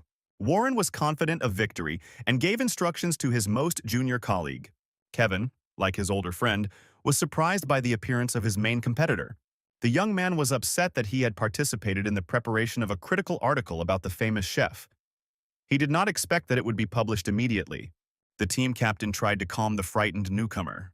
Warren said he paid reporters to conceal the source of the information. Suddenly, excited cries were heard in the studio. Kevin and his colleague looked around to see what was going on around them. The television workers happily greeted their idol. Martin looked rested and mature, which was immediately noted by everyone present. The opponents watched their competitor with dissatisfied faces. Warren was angry that his former friend didn't say hello to him. The main character was happily chatting with old friends whom he hadn't seen for several months. The young man calmly walked past the enemy, pretending not to notice him. Warren was angry that the young man ignored his presence. Martin calmly looked back at the shout and apologized for not recognizing his opponent, mistaking him for service personnel. The man was amazed by the young man's impudence and calmness. The protagonist knew that the person standing in front of him was the main source of gossip that was actively spread on social networks, and was no longer afraid of him. Warren didn't understand why his opponent was so confident and accused him of arrogance, pointing to his pretty face and lack of skill. Martin tried to look calm as he listened to more nasty things being said about himself. Someone's hand fell on the shoulder of the famous chef. The young man's longtime friend Daisy greeted him. She used to be a singer. Dennis was her manager, so they lived nearby and often met. Everyone present looked with surprise at the friendly meeting between the young popular artist and the chef. The beauty was glad to see her old friend and wished him good luck. She believed in his talent. Kevin tried to calm the outraged team captain. The junior chef tried to get his boss out of the studio. It was the first time Martin saw the young chef, who was constantly next to his main competitor. Daisy scolded the master for silently listening to gossip. However, the main character did not pay attention to his former friend. He was surprised that he once trusted this man and was poor at understanding people. The beauty calmed the guy down. He always thought only about cooking and did not notice those around him. The girl noticed that her friend had changed. She said goodbye and wished him victory. Daisy asked to defeat the enemy with her wonderful art. Martin was also pleased with the unexpected meeting. The command was given and filming of the anniversary culinary competition began. The hosts welcomed the guests and participants of the show, among whom were the best masters of the country.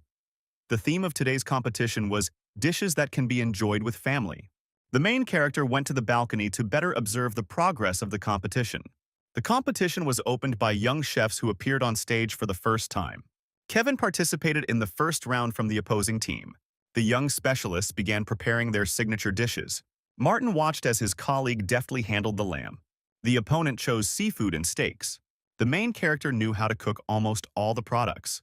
The young man recalled how interesting it was to participate in various competitions.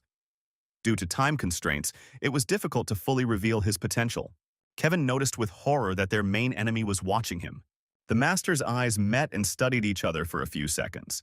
The young specialist became confused and dropped some of the products on the floor. It was a big mistake, and Martin was watching to see how the young chef could handle the situation. Kevin couldn't calm down. His whole body began to shake. The young man tried to concentrate. It was time to fry the meat. The main character watched the young masters with interest. The young man felt eyes on him, fearing that the famous chef knew that it was he who, at Warren's request, prepared the article for which he was accepted into the competition. Kevin tried to continue working calmly. The young specialist wanted to look confident, although he was doing a very poor job of it. The cook knew that Martin saw all his mistakes from above.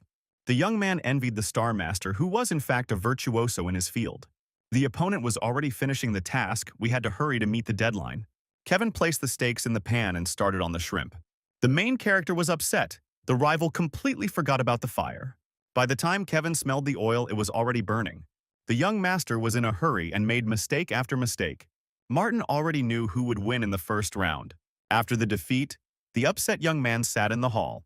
Kevin recalled with regret the jury's assessment of the results of his work. The top critic noted that the steak was terrible, raw inside, and the lobster was very tough. As a result of the competition, the other team won. Warren went on stage and scolded his younger colleague in front of everyone. The captain said that the young man had no culinary talent at all and disgraced him. Kevin was ready to cry. His competitor's calm voice surprised him.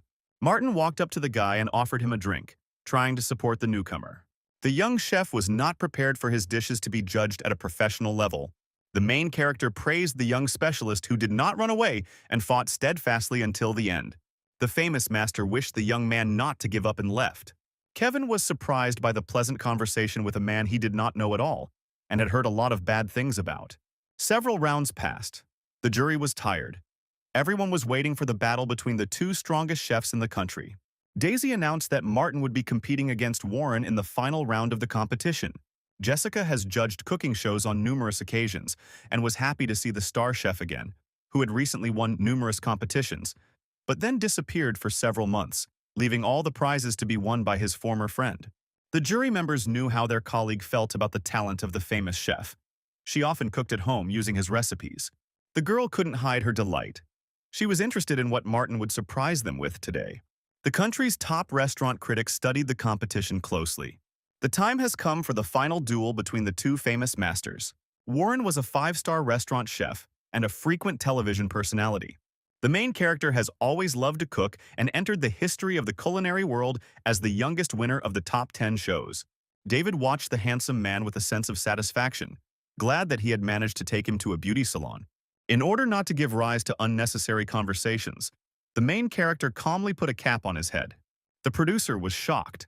The young man's hairstyle cost him a lot of money in order to attract girls' attention to his cute appearance. Martin was calm and completely confident. The young man quickly prepared the necessary utensils and spices. Then the main character prepared the sauce.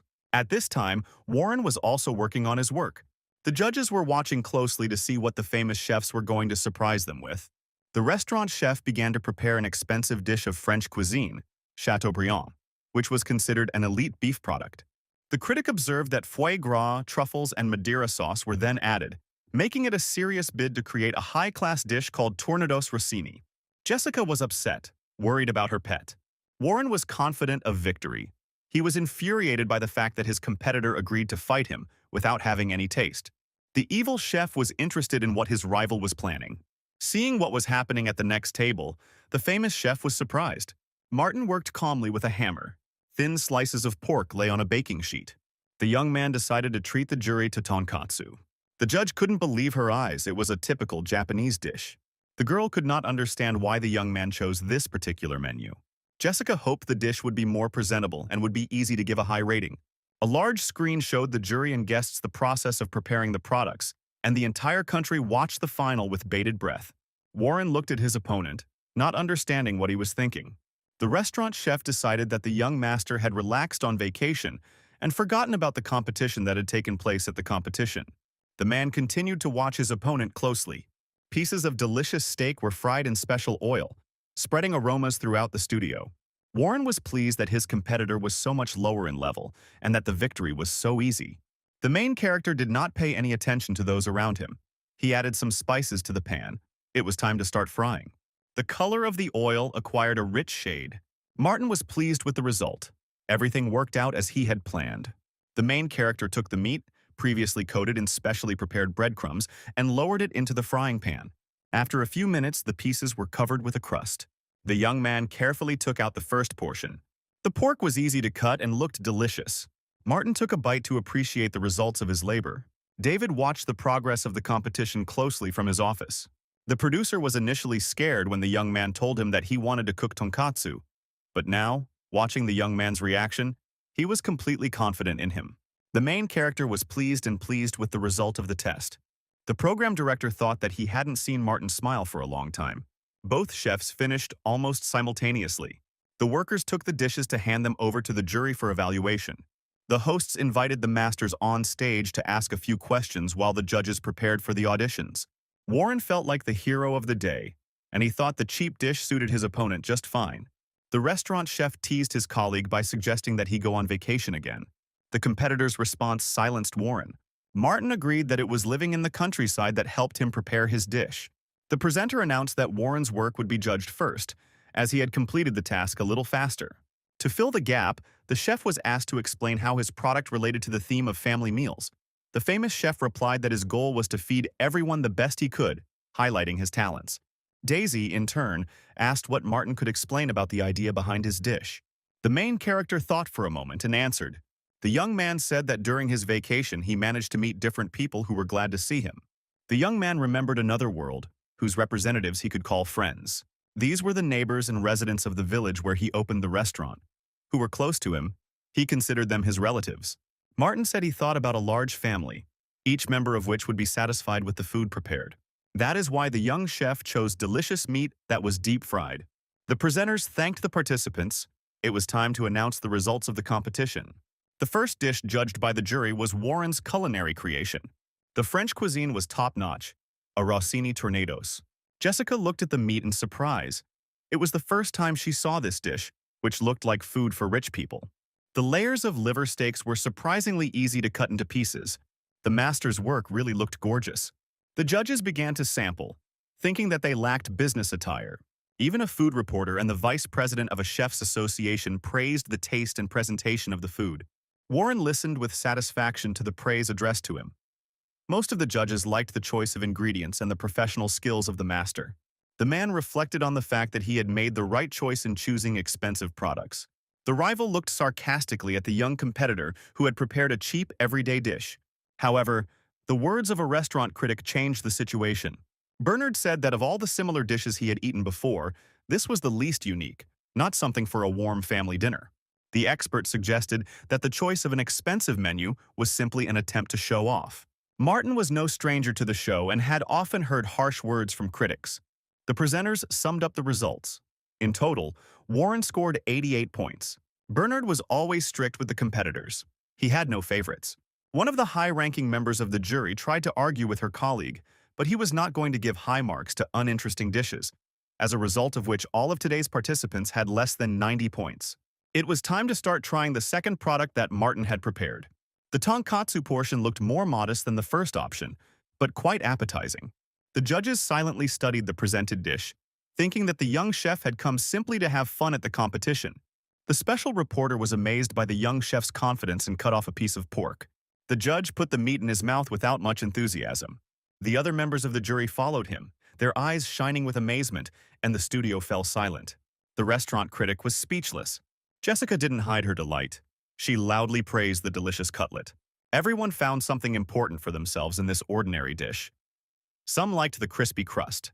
Others admired the soft and juicy meat. The vice president of the association was amazed at the guy's professional abilities. The meat was sliced thinly, the 4 layers looking like one piece.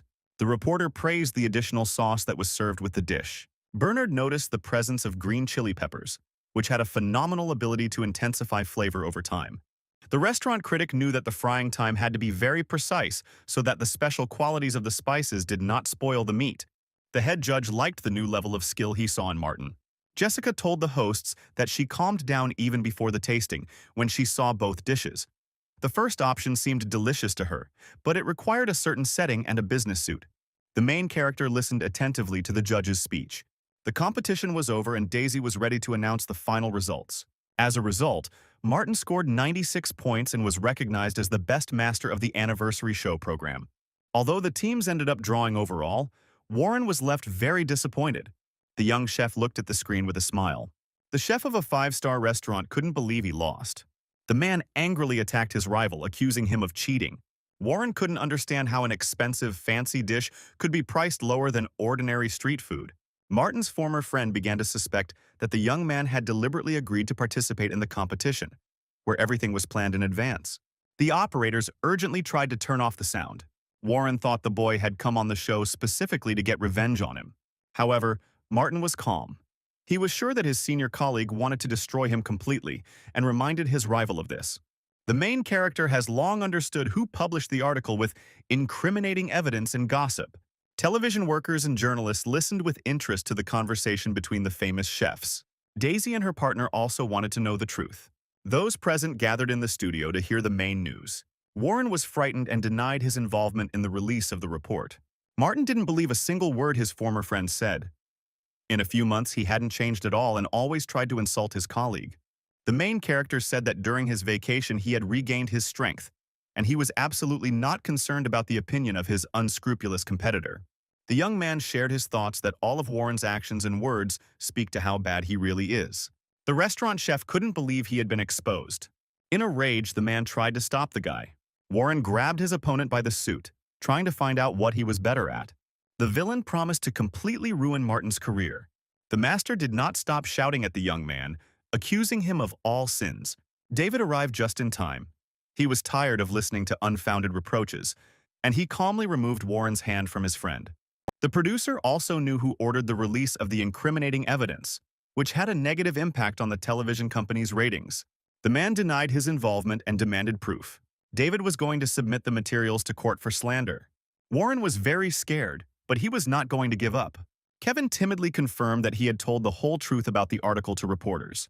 The young chef realized that he had made a big mistake at the request of his older friend in order to get into the competition, and was now trying to help Martin. Warren couldn't believe he had been betrayed. Kevin apologized to the famous chef in front of everyone. The program director said the restaurant chef would no longer be able to appear on television. In addition, Warren has forever lost the title of the country's chief executive. Now everyone will know about his meanness. The TV studio workers and guests dispersed, leaving the former celebrity behind. The competition ended. David thanked Martin for his participation and apologized to him. The main character did not blame anyone. Thanks to gossip, he got the opportunity to leave the capital and become a better person. The famous chef looked at the schedule. It was time to return home to the village. The director suggested that he stay in show business. The young man was not ready to leave his friends. The producer understood that the star chef had not yet fully recovered from the previous attacks. However, Martin did not want to return to the capital for another reason. He liked his new life. David looked at the modest guy with disappointment. The main character looked back at the farewell. He did not know when he would come to the city next time. The program director had never seen the young man so happy before and wished him good luck. It was time to look into another world, which the young man had not been to for several days and had already begun to miss. Everything was different here. Huge hares with pumped-up muscles were jumping through the forests. The little birds made their sounds and were not afraid of people. The animals lived in harmony with each other. Even the cats looked different, although they still meowed. In another world there was a life of its own, sometimes quiet and calm. The main character was glad that he once managed to get to this mysterious place. The day came when Martin was ready to share his knowledge of local spices with the beastmen. First, he decided to teach the culinary arts to the most talented of the tribe. Training several representatives proved more difficult than the young chef had expected. The students were more interested in the food itself than in its preparation, and the science was difficult for the young individuals selected by the leader to grasp. Martin understood that everyone was still far from using seasonings. First, they had to learn how to use fire correctly so as not to burn the meat. The main character, together with his tailed assistant, decided to start with the simplest skills, promising the students not to let them go home until they mastered the new science. Each of the 3 half-beasts received a piece of pork, and it was necessary to fry the meat a little in a frying pan. However, some managed to stick a piece into the fire. Martin scolded his charges, trying to explain how to complete the task correctly. Charlie helped his friend with a serious look and kept an eye on the pots. The wolf cub growled to express his displeasure and called the master. It would be easy to add other game to the pot along with the pork, so that there would be more food. As soon as the main character turned away, chaos began. Only little Sasha quietly made a fire and was already throwing spices into the cauldron. Martin looked closely at the cat's actions. A fragrant broth was boiling in the saucepan. The cook noticed that the girl did everything he told her to do correctly. The little girl seemed very familiar to the young man. He remembered that it was she who won the honorary prize and received the title of leader of the hunters during his first visit to the village of beastmen. Sasha saw a teacher nearby and got scared. The main character praised the obedient student. The meat was cooked and looked very appetizing. Another student, who looked like a small puppy, began to reflect on the fact that the process of proper cooking takes a lot of time. The teacher did not let him continue the topic and put a piece of delicious pork in his mouth. Overall, the dish turned out well and was almost completely ready to eat. Martin put his glasses aside. It was time for the most important thing. The main character showed everyone a fruit that grew in the local forests. The kids were surprised to see the thornberry, which they often ate. Now the cook knew what this plant was called. The students had to learn how to cook delicious soup. The cook began to tell what products were needed for the soup. The dish was easy to prepare and you could add almost anything to it. The mysterious fruit combined the taste of tomato and basil, which made it very valuable in cooking. The students were happy that they often cooked soups at home and knew a little about how to prepare them. Martin decided to make the task more difficult. Now he had to get a score from the judges. The young man introduced the members of the jury. Strict Liam, who kept order, and the almost always hungry wolf cub were ready to take a sample. The students were a little scared by the teacher's decision. The young man prepared portions in advance and fed his friends so that the judges would know what the taste should be. Martin reassured the children, convincing them that their option would be better. It was time to start preparing a new dish. The teacher poured some oil into the frying pan and chopped the onion into it. After it turned golden, it was time to add the meat. Then add whatever vegetables you have available. The main ingredient is the thornberry, which needs to be peeled and placed in a frying pan. All that was left was to pour the bone broth over everything, add spices, and simmer for a bit. The resulting dish was very aromatic and looked attractive. Martin showed that making a delicious soup is very simple and gave the students time to complete the task. An hour later, the main character asked to present his pots to the jury. The students excitedly brought the prepared dishes. Liam eyed the first portion warily. Charlie also got some soup in his bowl. The wolf cub sniffed the air. The smell was not very bad, so he decided to try the soup. It turned out to be simply impossible to eat this portion. The oldest student was upset and tried to repeat everything the teacher told him. The next puppy-like novice held out a saucepan for testing. The soup tasted good, but Martin didn't have time to spit out the liquid and fell. The remains of the paralytic poison from the half-beast's claws ended up in the protagonist's mouth. Martin was upset, feeling like a bad teacher. Sasha brought her version last, and the young chef's only hope was on her. Liam immediately appreciated the pleasant smell of the dish. The chief's assistant calmly poured the entire portion of soup into his mouth. The main character and his student eagerly awaited the warrior's decision. Luna's bodyguard was pleased. He was completely satisfied with the nutritious soup. The soup was a little worse than the master's, but the taste of the thornberry was clearly felt. The girl was happy that she had completed the task. Charlie listened to the results and was also ready to destroy the soup. Sasha was glad that she was praised. Samantha appeared unexpectedly and greeted the man. The chief was pleased that Martin took several students from the tribe in order to choose the most talented one. The leader asked the girl to treat her to some of the prepared soup. Samantha was also pleased with the result and did not believe that the little girl had completed the task on her own. Moon's mother promised to repay the debt for the work, but Martin was happy to try to teach the beastman how to cook and refused gratitude. The chief was adamant. She really wanted to thank the young man. The main character was still unable to rise after the poison had taken effect. The cook was glad that he could help the tribe. It was time to return to the village to continue working in the restaurant. As a token of gratitude, Martin had to take the gift that Samantha had prepared for him on behalf of all the beastmen. The bag of unfamiliar berries emitted an unpleasant smell. The cook, along with Charlie, could not stand the stench, wondering if it could be some kind of strange revenge and not daring to taste it. The bell alerted the restaurant owner that he had a customer. Martin heard a familiar voice and looked out of the kitchen. The artist greeted his young friend. This time he didn't come to eat alone. Mr. George introduced his friend. The strange man extended a shaking hand to the young man. Then Edward took the cook by the shoulders and began to shake him, noticing the guy's trained muscles. The man with a multi-day beard, who looked very much like a biker, was glad that his interlocutor was engaged in physical exercise. The main character looked at the guest in surprise. Suddenly, Edward took off his jacket and showed his biceps. The man boasted that he was also constantly pumping up his muscles, offering the guy to touch his strong muscles. The painter was surprised by his friend's behavior. The artist scolded Edward and made him get dressed. Mr. George apologized to the young man for his old friend's tactless behavior. Martin looked at the guests. They were completely different. It was unclear what could connect them together. The cook quickly prepared and brought the order to the customers. The young man was glad that he could practice Italian cuisine again. The artist commissioned a light pomodoro. Edward loved spices, so he chose arrabbiata. The cook warned the guests that the pasta was very spicy, as he requested. George didn't wait for his friend and started eating first. The biker closed his eyes in pleasure, feeling the hot pepper in his mouth. The sauce was special.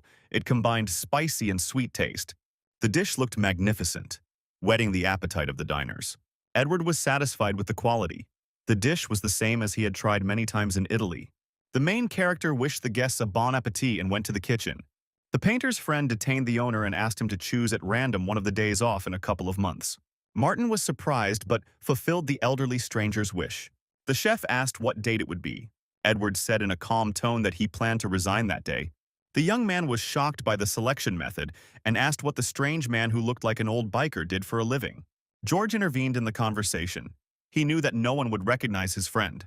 Edward Miller was a famous pianist for many years. The musician has toured the entire world and has repeatedly won various international competitions. The man masterfully performed melodies not only by famous composers, but also wrote his own works. This world-famous man was now sitting in Martin's restaurant. The main character couldn't believe his eyes. The stranger looked more like a bandit or a biker, who played Beethoven only on the body of his motorcycle. Miller was also not surprised that he was not recognized. He had not appeared at concerts for a long time. The young man stood in a daze next to the visitors. Suddenly he came to his senses. The young man remembered that he had known the musician for a long time. Martin's former boss was very fond of Edward and often played his compositions at work. The main character said that music and excellent performance helped him cope with the stressful workdays. The young man had a completely different idea of a person performing soulful compositions. George was upset for the owner of the establishment, whose opinion about the musician's image had changed so abruptly. The cook complimented him by saying that the pianist looked much cooler in real life and suggested that he cancel his resignation. Edward told the guy that he was going to put on one last performance, which was supposed to be the coolest one. The musician's grandiose plans were disrupted by problems with his hands, especially his right one. The hands became weak and did not obey the owner well. A slight tremor appeared. The doctors could not do anything about it. The protagonist listened to the visitor's confession with sympathy. The pianist canceled his performance and was simply about to leave the stage. Edward was very upset, but he understood that his popularity was in the past and he had to move on. The restaurant owner understood the guest's condition. The old friends ate and sat for a while in a quiet, cozy place. Before leaving, George thanked Martin for the delicious dishes. Edward thought with humor that you need to be friends with the cooks in order to always eat well. The artist asked his friend to wait outside. He needed to say a few words to the young man in private. When the door closed behind the pianist, the famous painter apologized once again for his strange behavior. The main character was not upset. He was glad to meet him. Although he noticed that the musician lacked sophistication in life, George apologized for sharing Mr. Miller's health problems with Martin. The young man was happy. He thought Edward was amazing. The young man knew how difficult it could be and what feelings a person experiences when he has difficulties. The artist philosophically noted that not all plans in life come true. He and his friend learned to give up. An indignant pianist looked into the restaurant. He was tired of waiting for his friend. The main character said goodbye to his new friends and invited them to visit him more often. In the evening, Martin could not sleep for a long time, remembering the last words of the elderly painter. To distract himself from sad thoughts, the cook decided to do some cleaning. However, work could not calm the young man. The young man understood that the musician found himself in the same situation as he had recently, but he could not think of how to help him. Martin almost managed to overcome his problems by escaping civilization and meeting another world. The restaurant owner heard sounds from the hall and looked around. A dirty wolf cub was running across the freshly cleaned floor. It looked like he had recently been digging in the ground. The main character indignantly began to wash and dry the shaggy baby. Charlie licked his friend's hands gratefully. Martin thought about it, remembering the healing properties of the sacred beast's saliva. The young man came up with the idea that the wolf cub could cure the musician. At that very moment, the chef imagined that scientists would study the little animal and sell it to people. The cook couldn't give his friend over for experiments. The protagonist thought that he himself did not give up, so his abilities gradually recovered. Martin sat for a long time, thinking about his problems and the friends who helped him. The little-tailed baby listened attentively to his older friend. The young man was upset by the fact that the pianist was of mature age and therefore might not have time to realize his plans. The cook wondered what the musician's chances were if he recovered quickly. Charlie's whole demeanor indicated that this was unlikely. Suddenly, the wolf cub grabbed his friend by the leg and pulled him outside. Martin realized that he was being led somewhere. It was night. The main character was running after the baby along dark paths. Charlie stopped at the edge of the forest. It was clear that the ground had recently been dug. The shaggy friend quickly began to dig a hole. A few moments later, Samantha's gift appeared from the ground. The main character was shocked. He realized that the beast hid the berries because of the terrible smell. Martin helped his friend and pulled the bag out of the hole. The cook thought that the wolf cub had brought him here for a reason, although he knew that he would be scolded for his actions. Charlie looked at the master carefully, as if trying to say something. The cook remembered that the chief of the beastmen said that her gift was a real treasure, although it had an unbearable smell. Martin thought again about Samantha's words. She mentioned that there was no such medicine in the human world. The protagonist carefully took one berry out of the bag to take a closer look. The skins opened up on their own like a flower, and the young man risked trying the core to taste, which was more reminiscent of an exotic fruit. The young man felt a wave of freshness pass through his entire body. The cook listened to his feelings. His body immediately felt light, as if he had just woken up. Martin thought that this fruit was also healing, just like the saliva of his four-legged assistant. Charlie barked happily, confirming his friend's thoughts. Now the cook understood what a treasure the leader of the tribe had given him. The problem that remained was how to give the magic potion to the musician so that he wouldn't ask about anything. The main character doubted that the pianist would eat an unfamiliar fruit with a terrible smell. It suddenly dawned on Martin that the core tasted very much like meat, so he could try making something edible. The smell can be neutralized with sauce and spices. The cook had to figure out where to put this fruit. The cook was once again amazed at the wonders that could be found in the other world. After trying out several options, the young man settled on ravioli. This dish could easily be seasoned with various spices to adjust the taste. The main character spent the rest of the night conjuring in the kitchen, and morning came. The unsuspecting famous musician was walking near his friend's villa and admiring the nature. Edward had almost resigned himself to the fact that his hands were constantly shaking, trying to hide them in his pockets. Clenching his fists tightly became a habit for the pianist. Suddenly, Mr. Miller heard his name. The restaurant owner and his furry friend were catching up with their new acquaintance. Edward was found thanks to Charlie's keen sense of smell.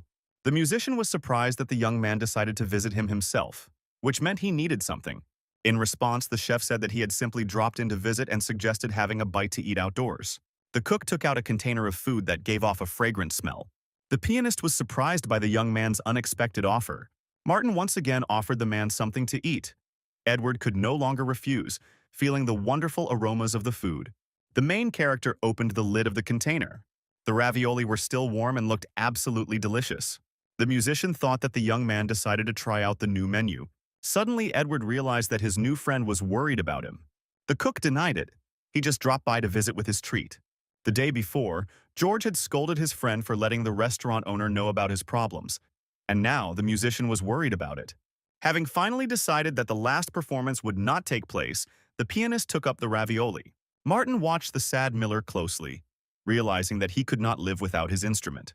The men sat on the grass and talked, admiring the local scenery. Edward admitted that he had not yet completely given up, and that he really missed the piano. The musician wanted to say goodbye to everyone well at the last concert, but plans changed. The pianist understood that he would not be able to go on stage and disgrace himself, so Miller decided to quietly leave the music world. There was truly beauty all around. The birds were singing, and the sun was shining brightly. The main character recalled his escape from show business.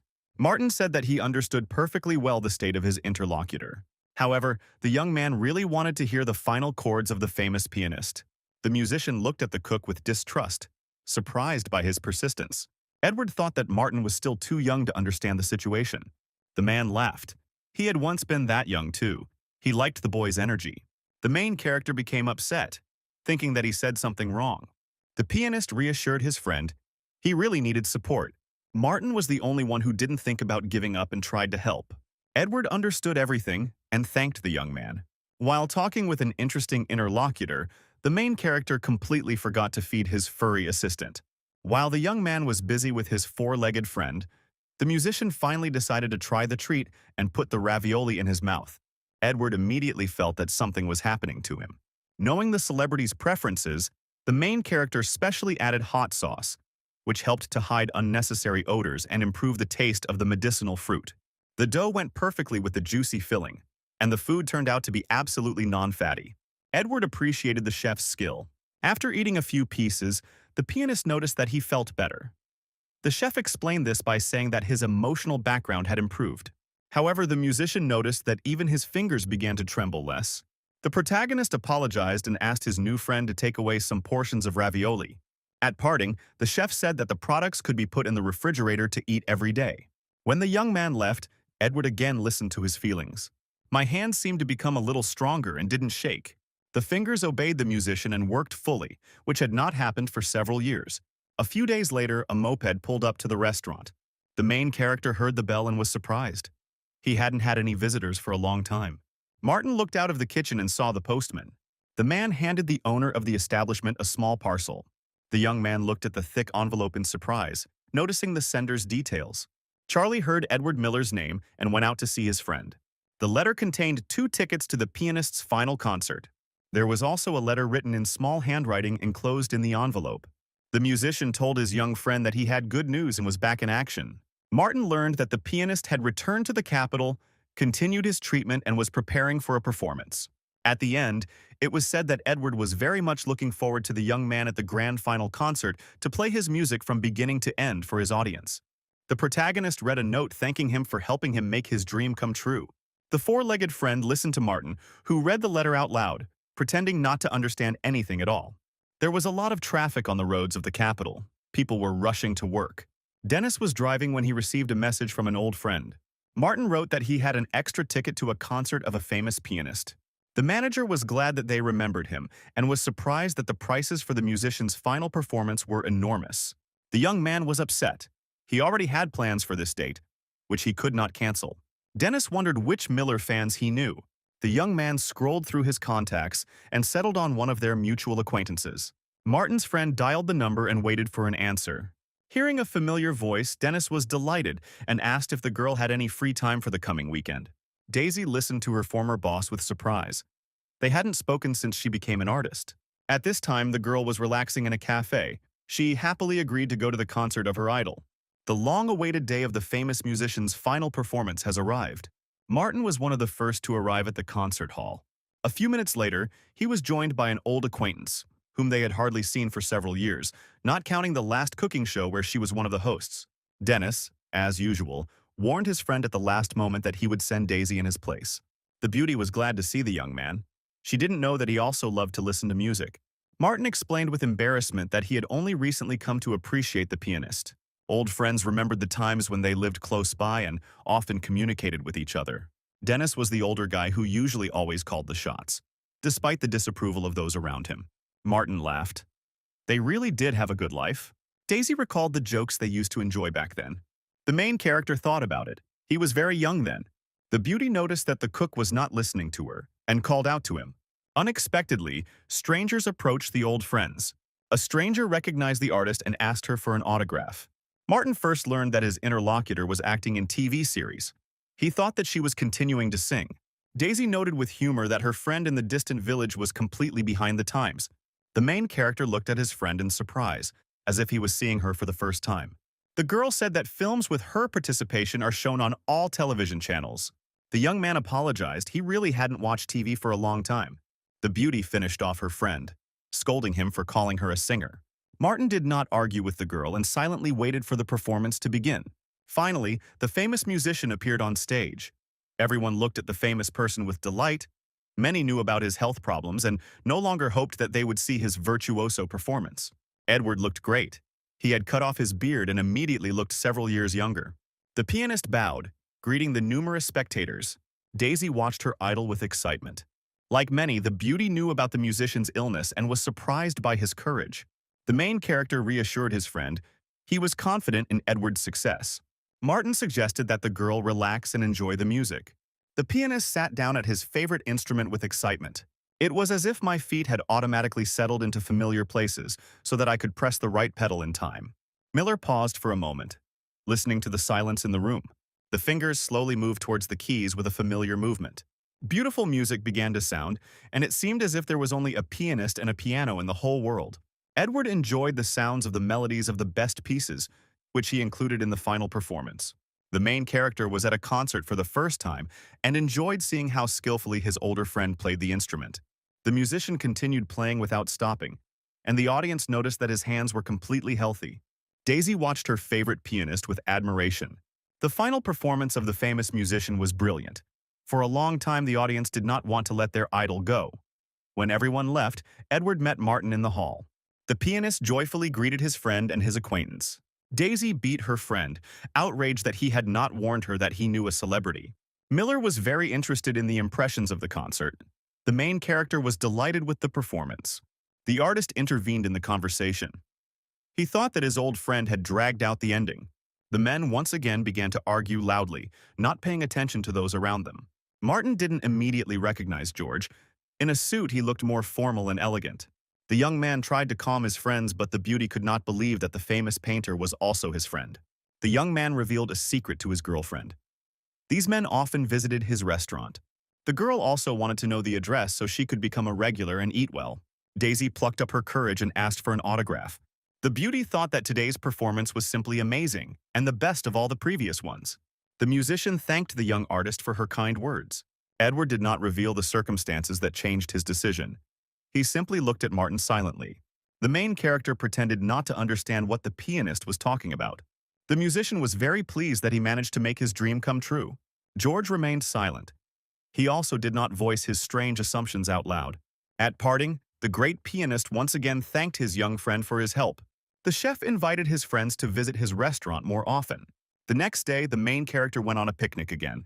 Francis had long promised to show the young man fishing.